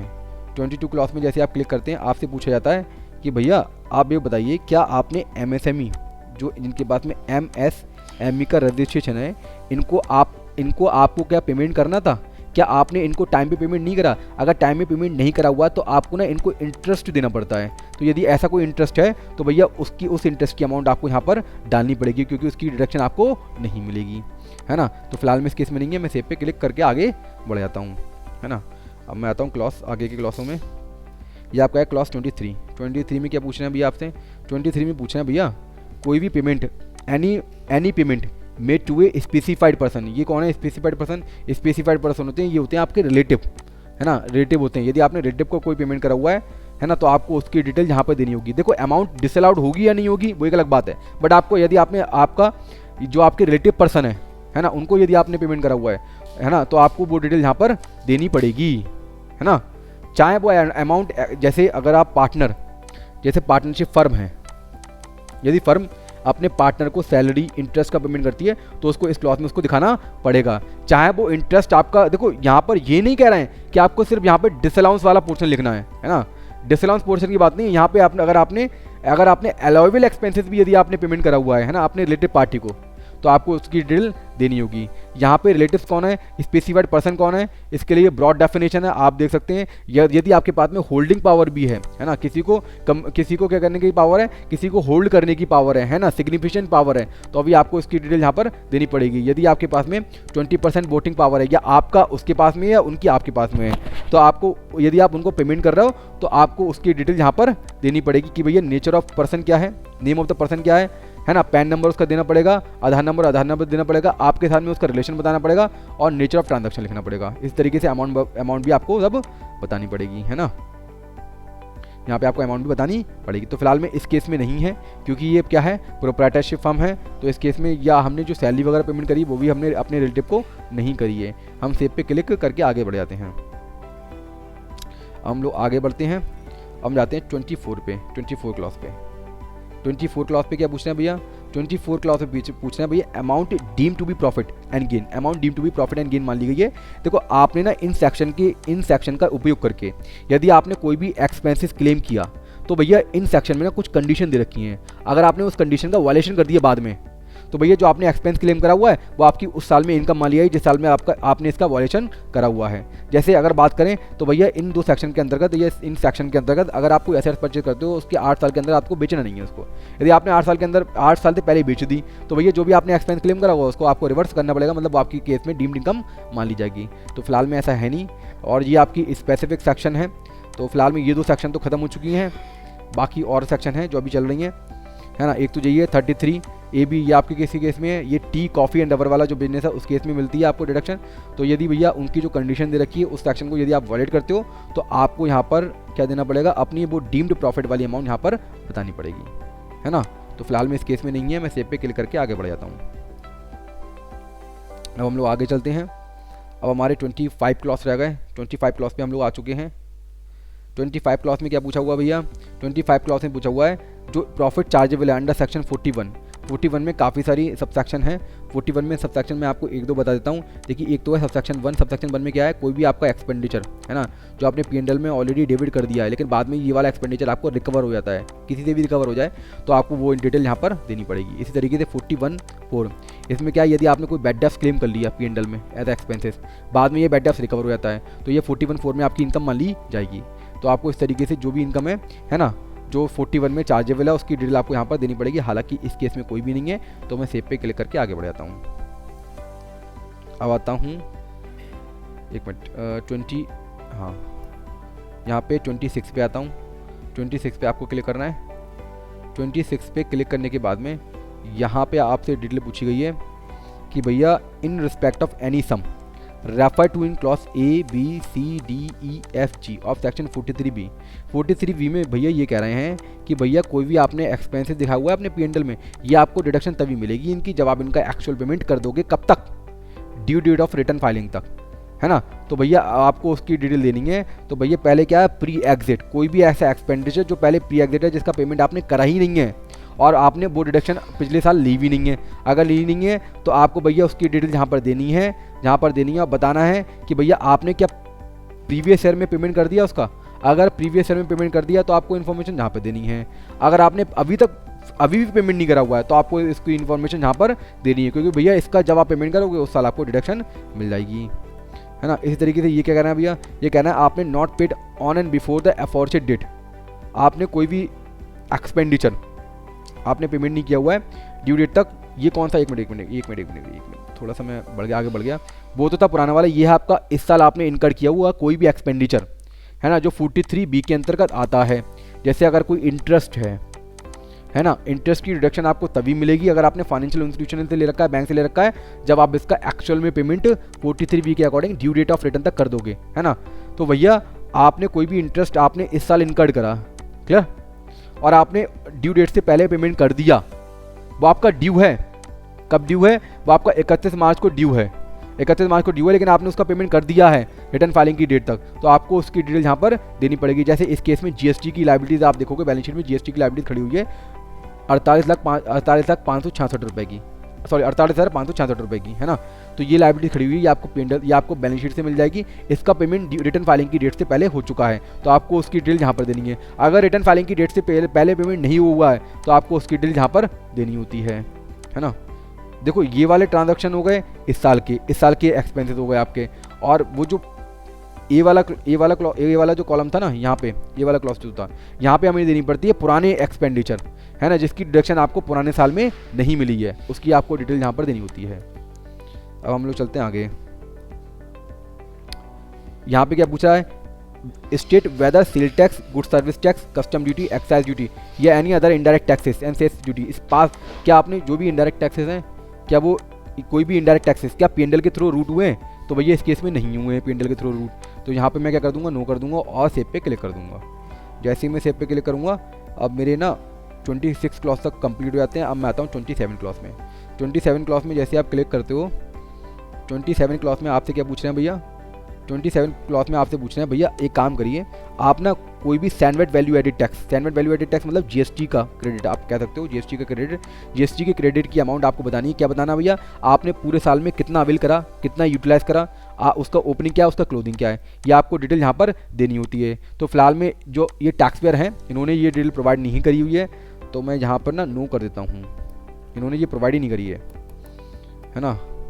तो उसके बाद में आपसे क्या पूछना है भैया, ये कहना है particular of income and expenditure of prior period, कोई भी इनकम या एक्सपेंडिचर जो आपकी प्रायर पीरियड की है, मतलब पुराने सालों की है, तो आपको, और जो आपकी डेबिटेड हुई है प्रॉफिट एंड लॉस अकाउंट में, तो आपको उसकी डिटेल यहाँ पर देनी पड़ेगी, क्योंकि प्रायर पीरियड आइटम की आपको डिडक्शन नहीं मिलेगी। हाँ, आपकी इनकम तो टैक्सेबल हो जाएगी, लेकिन एक्सपेंडिचर की डिडक्शन इस साल नहीं मिलेगी। तो आपको उसकी डिटेल यहाँ पर देनी होगी जो आपने P&L में डेबिट कर रखी है पुराने एक्सपेंसेस, है ना।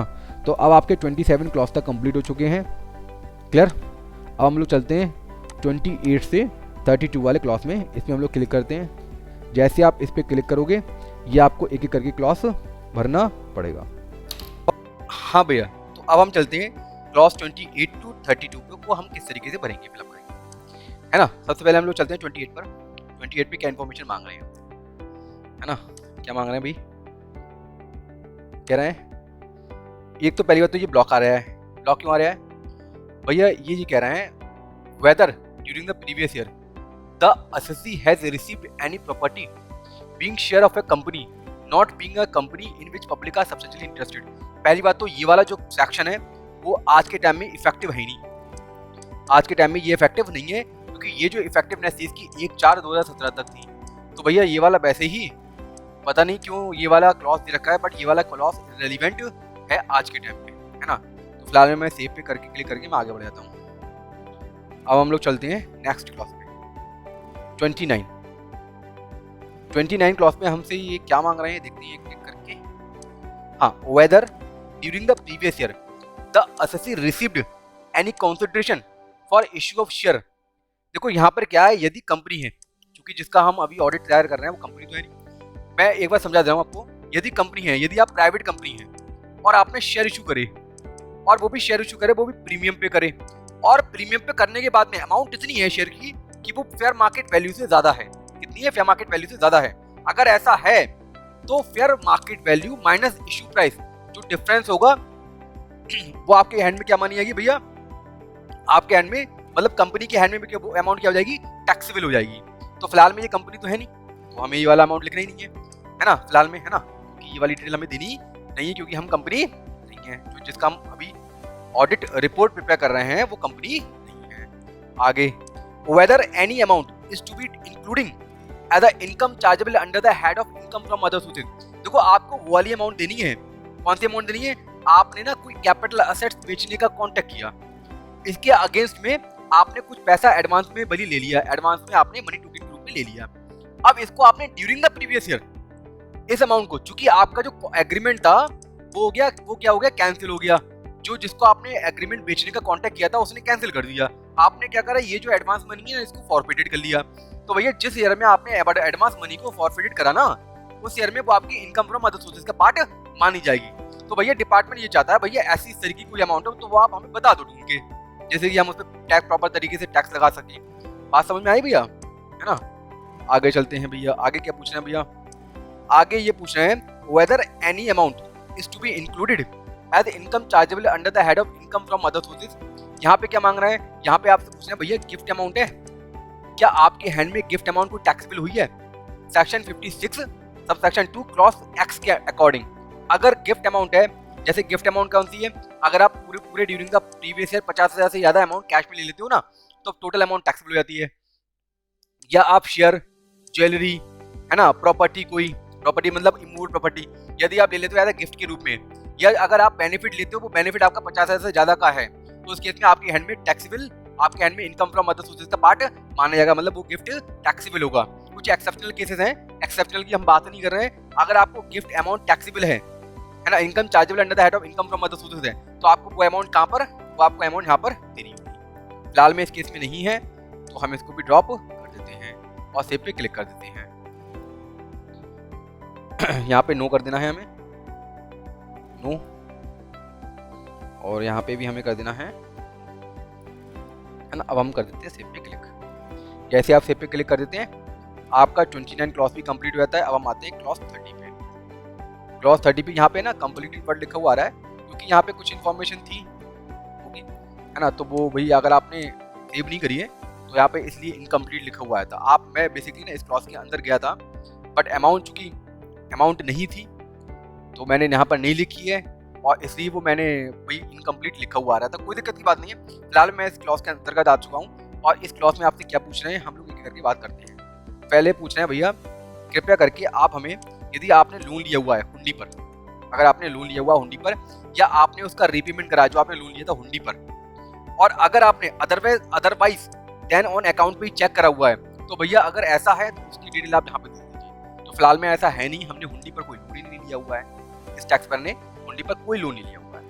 यहाँ क्या पूछ रहे हैं, ये तो भैया ट्रांसफर प्राइसिंग से रिलेटेड है। किससे रिलेटेड है? ट्रांसफर प्राइसिंग ट्रांजैक्शन से रिलेटेड है। क्या पूछ रहे हैं भैया? Primary adjustment. ये प्राइमरी एडजस्टमेंट कौन करता है भैया? आप ही करते हो प्राइमरी एडजस्टमेंट। जैसे आपने ना कहीं अपनी ही एसोसिएटेड पार्टी से आपने क्या करा, माल इंपोर्ट करा, है ना भाई, माल कितने का था? 5 लाख का, लेकिन आप क्या कह रहे हो भैया, ये आपने अपनी बुक्स में कितने पे दिखाया? 8 लाख में दिखाया, है ना। बुक्स में आपने ज्यादा वैल्यू पे दिखा दिया है ना, अपनी एसोसिएट इंटरप्राइजेस से ही आपने माल परचेज करा। बात समझ में आ गई सर? अब आप खुद ही कहते हो, अभी आपने बुक्स ऑफ अकाउंट में 8 लाख रुपए परचेज बुक कर लिया, अब आप बाद में इनकम कंप्यूटेशन के समय खुद ही कह देते हो कि भैया गलती हो गई, ये वैल्यू ना 5 लाख थी, गलती से मैंने 8 लाख लिख ली। तो फिर आप ना 3 लाख का क्या कर देते हो? एडिशन कर देते हो। तो इसमें हम लोग कहते हैं प्राइमरी एडजस्टमेंट। तो यदि आपने कोई प्राइमरी एडजस्टमेंट करा हुआ है तो आपको उसकी डिटेल यहाँ पर देनी होती है। तो फिलहाल में हमने कोई टीपी वाला कोई ट्रांजैक्शन ही नहीं है हमारा, है ना, तो हमें यहाँ पे कोई इन्फॉर्मेशन नहीं देनी है। यहाँ क्या कह रहे हैं, आपने कोई भी एक्सपेंडिचर करा हुआ है, किस नेचर का? इंटरेस्ट नेचर का या सिमिलर इंटरेस्ट की जैसा, 1 करोड़ से ज्यादा का, है ना। सबसेक्शन 1 ऑफ सेक्शन 94B, अगर इस तरीके का कोई भी आपने एक्सपेंडिचर करा हुआ है तो भैया पहली बात तो वो जितना आपका EBI TDI आ रहा है ना, उसका मैक्सिमम 30% ही आपको इंटरेस्ट की डिडक्शन मिलेगी। यदि उससे ज्यादा पेमेंट कर दिया है तो भैया वो डिसअलाउड हो जाएगा। तो आपने जो एक्स्ट्रा पेमेंट करा हुआ है तो कृपया करके आप उसकी इन्फॉर्मेशन दे दीजिए, है ना। आपने अपने एसोसिएटेड पार्टी से ही क्या ले लिया है? लोन ले लिया है, उसको आप इंटरेस्ट पे कर रहे हो, इंटरेस्ट भी ज्यादा का अमाउंट पे कर रहे हो। आपकी जो ये अमाउंट है ना, earning before interest tax and depreciation जो अमाउंट है एंड एमोर्टाइजेशन, ये जो अमाउंट आपकी निकल के आएगी इसका मैक्सिमम 30% आपको डिडक्शन दी जाएगी, इससे ज्यादा की डिडक्शन आपको नहीं दी जाएगी। तो भैया ये इन्फॉर्मेशन आपको देनी है। तो फिलहाल में ये इन्फॉर्मेशन हमारे पास में नहीं है।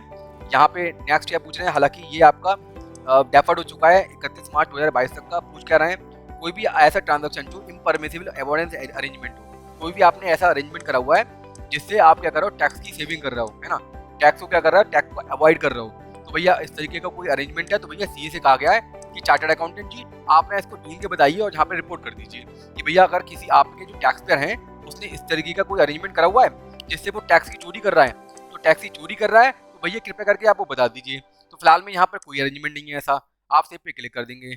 अभी आपका थोड़ा सा एरर बताएगा यहाँ पे नहीं है, यहाँ पे मुझे नो करना है, फिर थोड़ा स्क्रॉल करना है, फिर यहाँ पे मुझे नो कर देना है, फिर थोड़ा स्क्रॉल करना है, यहाँ पे मुझे नो कर देना है ना, और यहाँ पे भी मुझे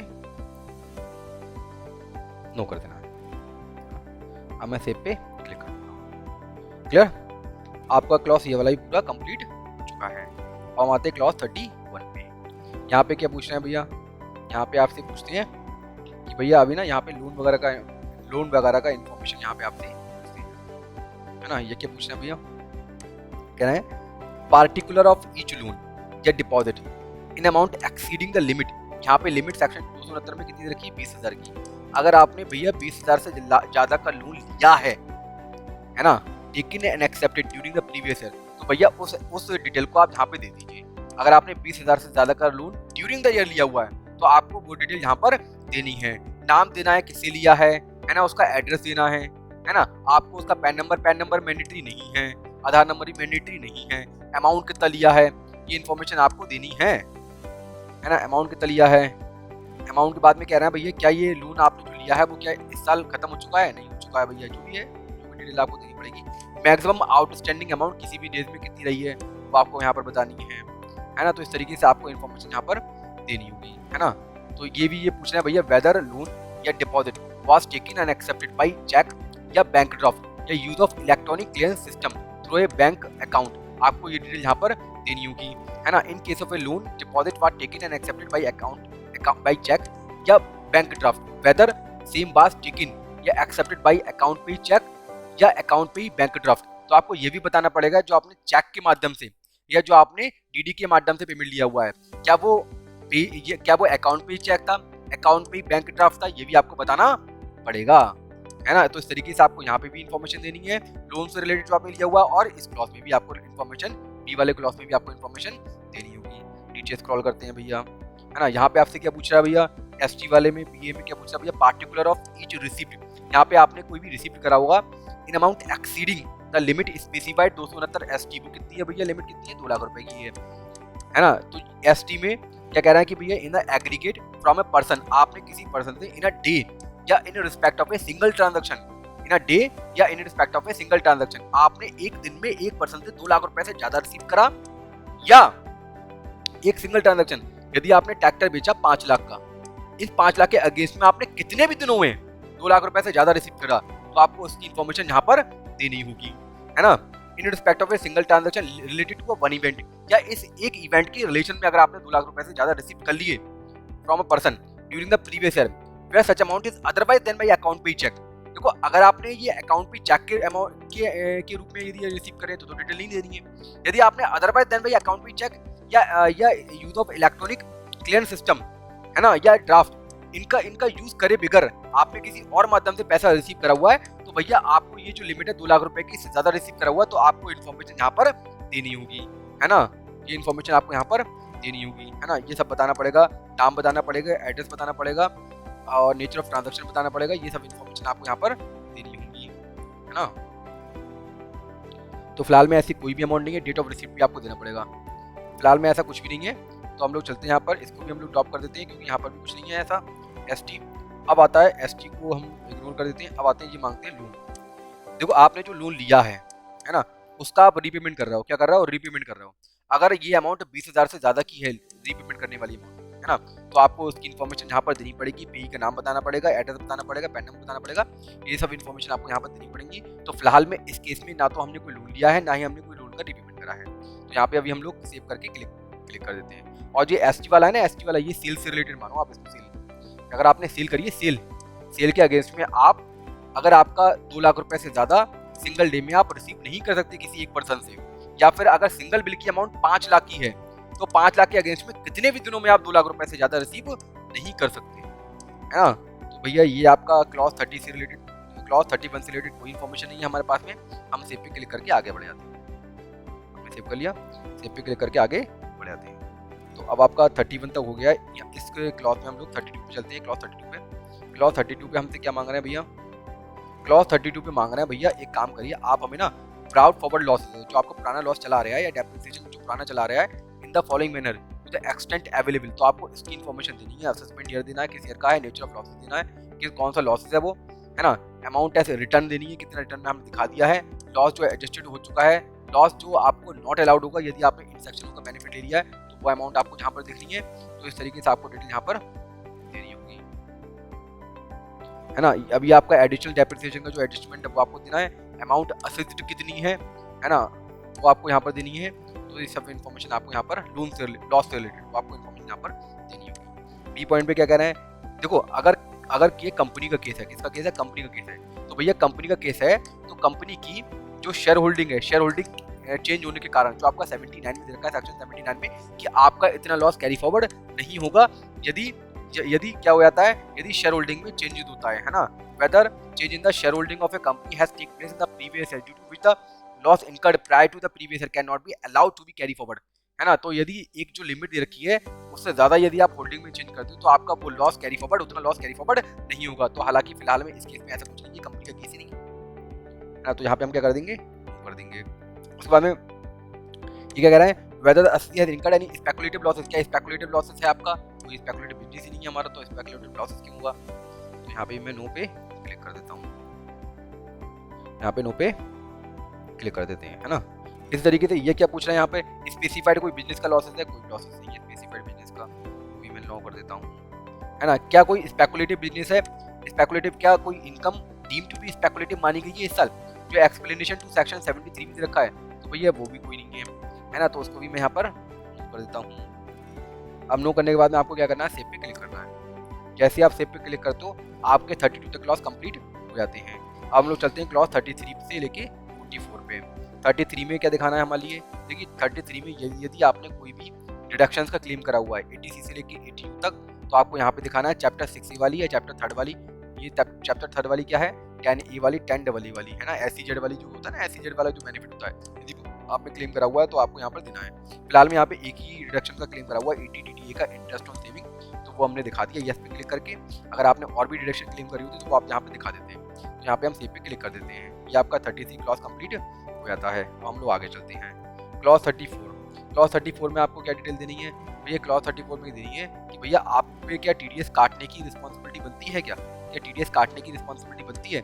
अगर TDS काटने की रिस्पॉन्सिबिलिटी बनती है तो भैया आपको 10 नंबर देना है ना, नेचर ऑफ पेमेंट बताना है और कितना अमाउंट आपने पेमेंट करा हुआ है, उस पर TDS कितना बना है, कितना TDS काटा है, कितना TDS नहीं काटा, ये सब डिटेल आपको यहाँ पर देनी होती है। और नेक्स्ट ये इसी से रिलेटेड पॉइंट है, इसमें आपको देना पड़ता है TDS TCS की जो आपकी चलान, जो आपका TDS TCS रिटर्न की डिटेल है वो आपको यहाँ पर देनी होती है।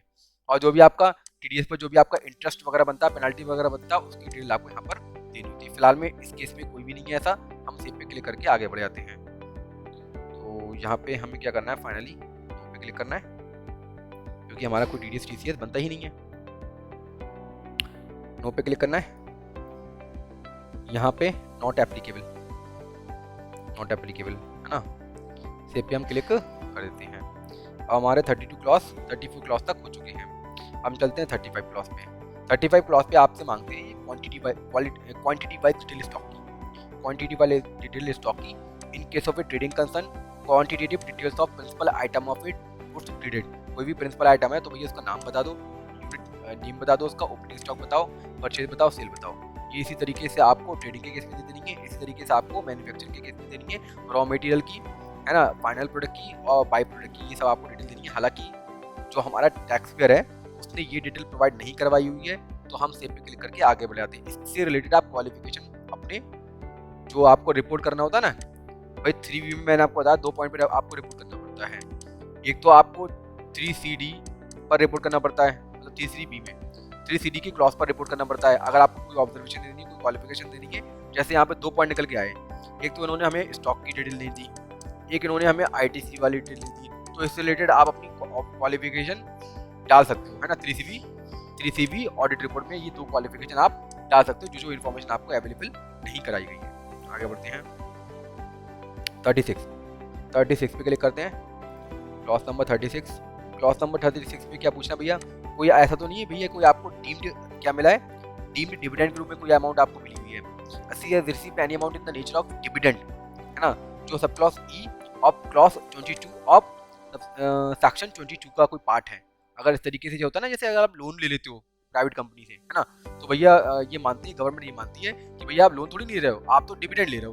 तो भैया इस तरीके का कोई भी हमने नहीं लिया हुआ है, तो हम यहाँ पे क्या कर देते हैं, यहाँ पे नो पे क्लिक कर देते हैं और यहाँ पे सेव पे क्लिक कर देते हैं। इसके बाद में हम लोग नेक्स्ट चलते हैं।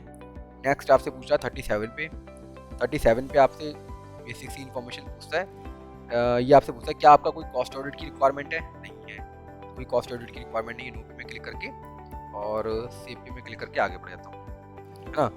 आपके 37 तक हो चुके हैं। 38 पे चलते हैं।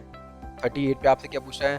38 पे आपसे पूछ रहा है क्या सेंट्रल एक्साइज एक्ट के अंदर आपका कोई ऑडिट है? नहीं है, कोई ऑडिट नहीं है। सेव पे क्लिक कर दीजिए है ना।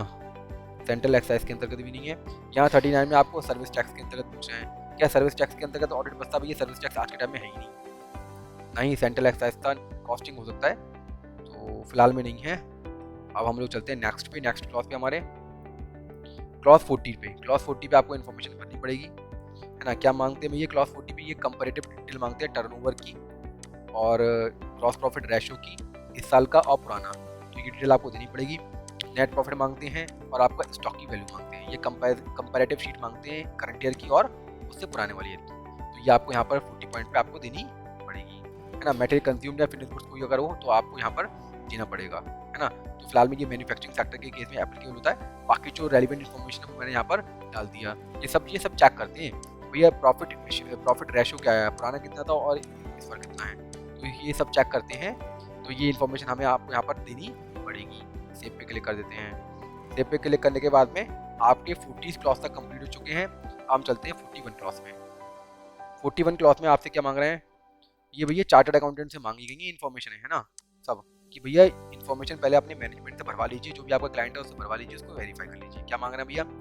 भैया मांग रहे हैं प्लीज फर्निश द डिमांड, कोई डिमांड रेज करी गई है, कोई रिफंड इशू करा गया है ड्यूरिंग द प्रीवियस ईयर, किससे रिलेटेड?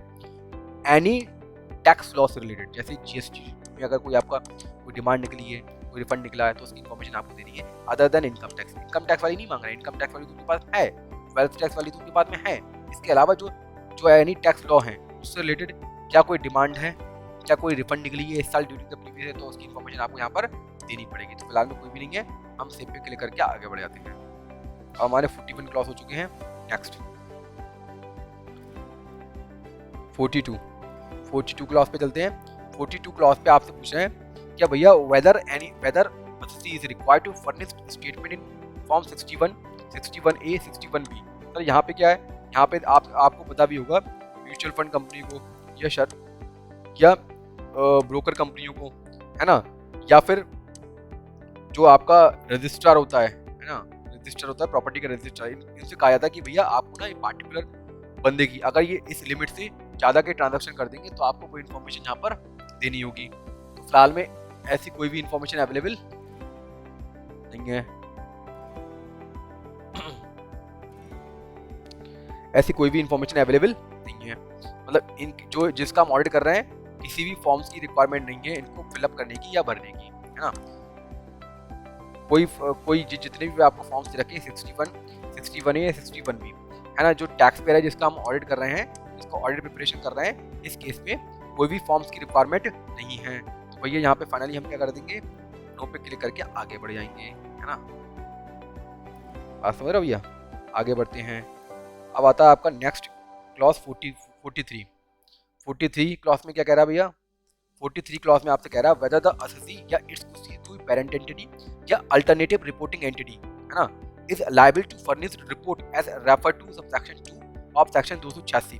तो भैया ये टीपी से रिलेटेड ट्रांजैक्शन है, इंटरनेशनल ट्रांजैक्शन है, तो भैया इसकी भी रिक्वायरमेंट यहाँ पर नहीं बनती है ना, कोई भी रिपोर्टिंग की रिक्वायरमेंट हमारी नहीं बनती क्योंकि हमारे टीपी वाले ट्रांजैक्शन नहीं है, मतलब इंटरनेशनल ट्रांजैक्शन कोई नहीं है। हम सेव पे क्लिक करके आगे बढ़ जाते हैं। अब हम चलते हैं आगे वाले क्लॉज में। लास्ट हमारा क्लॉज रहता है 44 क्लॉज पे हम लोग क्लिक करते हैं। 44 क्लॉज का आप ये देख सकते हैं, इसको भी डेफर कर दिया गया है 31 मार्च 2021 तक। यहाँ पे आपके जितने भी टोटल एक्सपेंडिचर है उसको आपको डिटेल देनी पड़ती है कि जीएसटी में एग्जाम्प्टेड कितने हैं, कॉम्पोजिशन से रिलेटेड कितने और रजिस्टर पार्टी से रिलेटेड कितने हैं, ये आपको जितने भी एक्सपेंडिचर उसका बाइफर्केशन देना पड़ता है। तो फिलहाल में अभी इसको भी डेफर कर दिया गया, हम सेव पे क्लिक कर देते हैं और आगे बढ़ जाते हैं। तो ये आपके 44 क्लॉज कंप्लीट हो चुके हैं। अब आपको अकाउंट्स की डिटेल देनी है, यहाँ पर अकाउंट्स डिटेल पे जाना है। अकाउंट्स डिटेल पे जाने के बाद में यहाँ पे वही अपना जो आपका चार्टर्ड अकाउंटेंट है उसकी डिटेल हमें देनी पड़ती है यहाँ पर। तो ये आपकी ऑलरेडी भरी हुई होगी, नाम बताना पड़ेगा, है ना, मेंबरशिप नंबर बताना है, अगर फर्म का रजिस्ट्रेशन है तो फर्म का नंबर देना होगा आपको, यहाँ पे कंट्री लिखना होगा, यहाँ पे कंट्री एड्रेस पूरा देना होगा यहाँ पर, है ना, यहाँ पे आपको पोस्ट ऑफिस बताना होगा, एरिया लोकेलिटी बतानी होगी, डिस्ट्रिक्ट बताना होगा और आपको यहाँ पर स्टेट बताना होगा और आपको प्रिपरेशन की डेट लिखनी पड़ेगी, किस डेट को आप ये पेपर कर रहे हैं। यहाँ पे मैं बस थोड़ा सा एड्रेस क्लियर है, आपको यहाँ पे सेव पे क्लिक कर देना है। तो ये आपका पूरा फॉर्म कंप्लीट हो जाता है। फॉर्म कंप्लीट होने के बाद में आपको सेव पे क्लिक करना है। सेव पे क्लिक करने के बाद में आप ये देख सकते हैं आपका फॉर्म 3C भी कंप्लीट हो चुका है और फॉर्म 3CD भी कंप्लीट हो चुका है। इसके बाद में आपको करना क्या है, जेसन फाइल एक बार या तो आप प्रीव्यू भी देख लीजिए, प्रीव्यू देख सकते हैं, प्रीव्यू पे आप क्लिक करिए। प्रीव्यू पे आप जैसे ही क्लिक करते हैं आप एक काम करिए, इसको ना डाउनलोड कर लीजिए, जो प्रीफिल डेटा है इसको डाउनलोड कर लीजिए और इसको प्रॉपर तरीके से रीड कर लीजिए। आप देख लीजिए कोई इन्फॉर्मेशन ऐसी तो नहीं कि भाई रह गई है कोई इन्फॉर्मेशन, अगर कोई इन्फॉर्मेशन रह गई है तो कृपया करके आप उसको चेक कर लीजिए, उसको आप उसको क्या कर लीजिए, आप उसको अमेंड कर लीजिए, जिस क्लॉज को आपको अमेंड करना है ना। तो फिलहाल में मैं अभी इसको डाउनलोड कर रहा हूँ, तो ये मेरी डाउनलोड हो चुकी है ना, ये मेरी चली गई है भैया सी ड्राइव में, यूज़र में, वरांक में और डाउनलोड्स में। डाउनलोड्स में ये आपकी चली गई है, तो कोई दिक्कत नहीं है। मैं अभी क्या करता हूँ, बैक पे आ जाता हूँ, बैक करता हूँ, है ना, एक बार आप चेक कर लेना भैया ना। अब आप इसकी जेसन फाइल है इसको डाउनलोड कर लीजिए, इसको आप अपलोड करेंगे जो चार्टर्ड अकाउंटेंट है उसके पोर्टल पर। कहाँ पे अपलोड करेंगे, चार्टर्ड अकाउंटेंट के पोर्टल पर, इसको भी आप अपलोड करेंगे तो वहाँ पे आपको अपलोड करना पड़ेगा, वो मैं आपको एक एक करके बताऊँगा, है ना। तो अब हम लोग चलते हैं इनकम टैक्स की साइड पे, चार्टर्ड अकाउंटेंट को लॉगिन करेंगे और वहाँ पे आके इसको अपलोड करेंगे।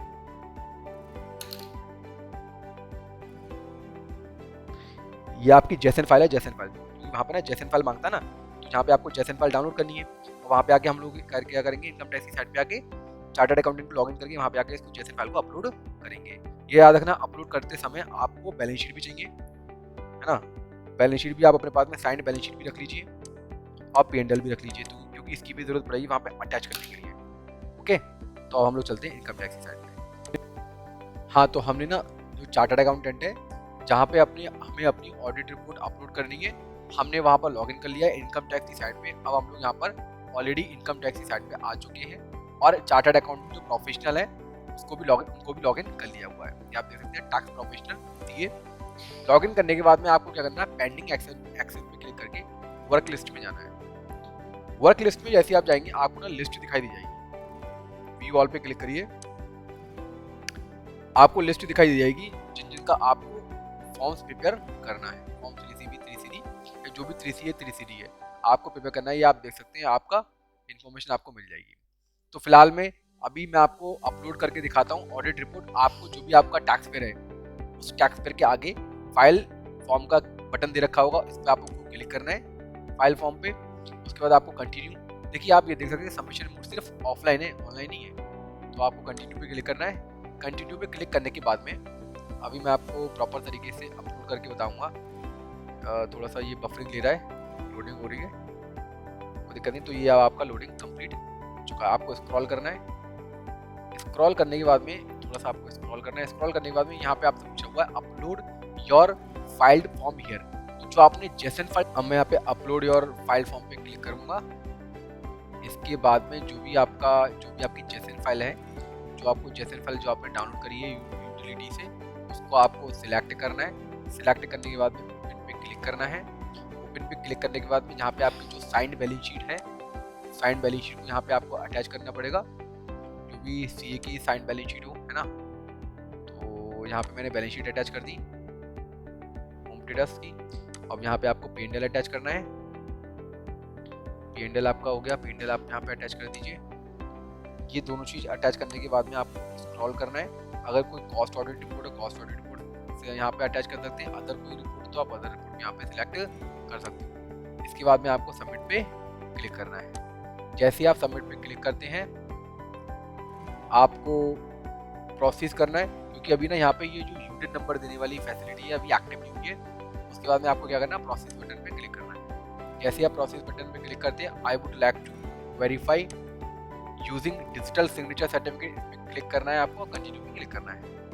आई have downloaded and installed EM signer utility, continue पे क्लिक करना है। इसके बाद में आपको प्रोवाइडर सिलेक्ट करना है। यहाँ पर जो भी आपका प्रोवाइडर है, प्रॉक्सी के साइन है, प्रॉक्सी के साइन हमने सिलेक्ट कर लिए। सर्टिफिकेट जिसका जो भी चार्टर्ड अकाउंटेंट है, प्रोफेशनल है, उनके सर्टिफिकेट यहाँ पे आपको सिलेक्ट करने होंगे।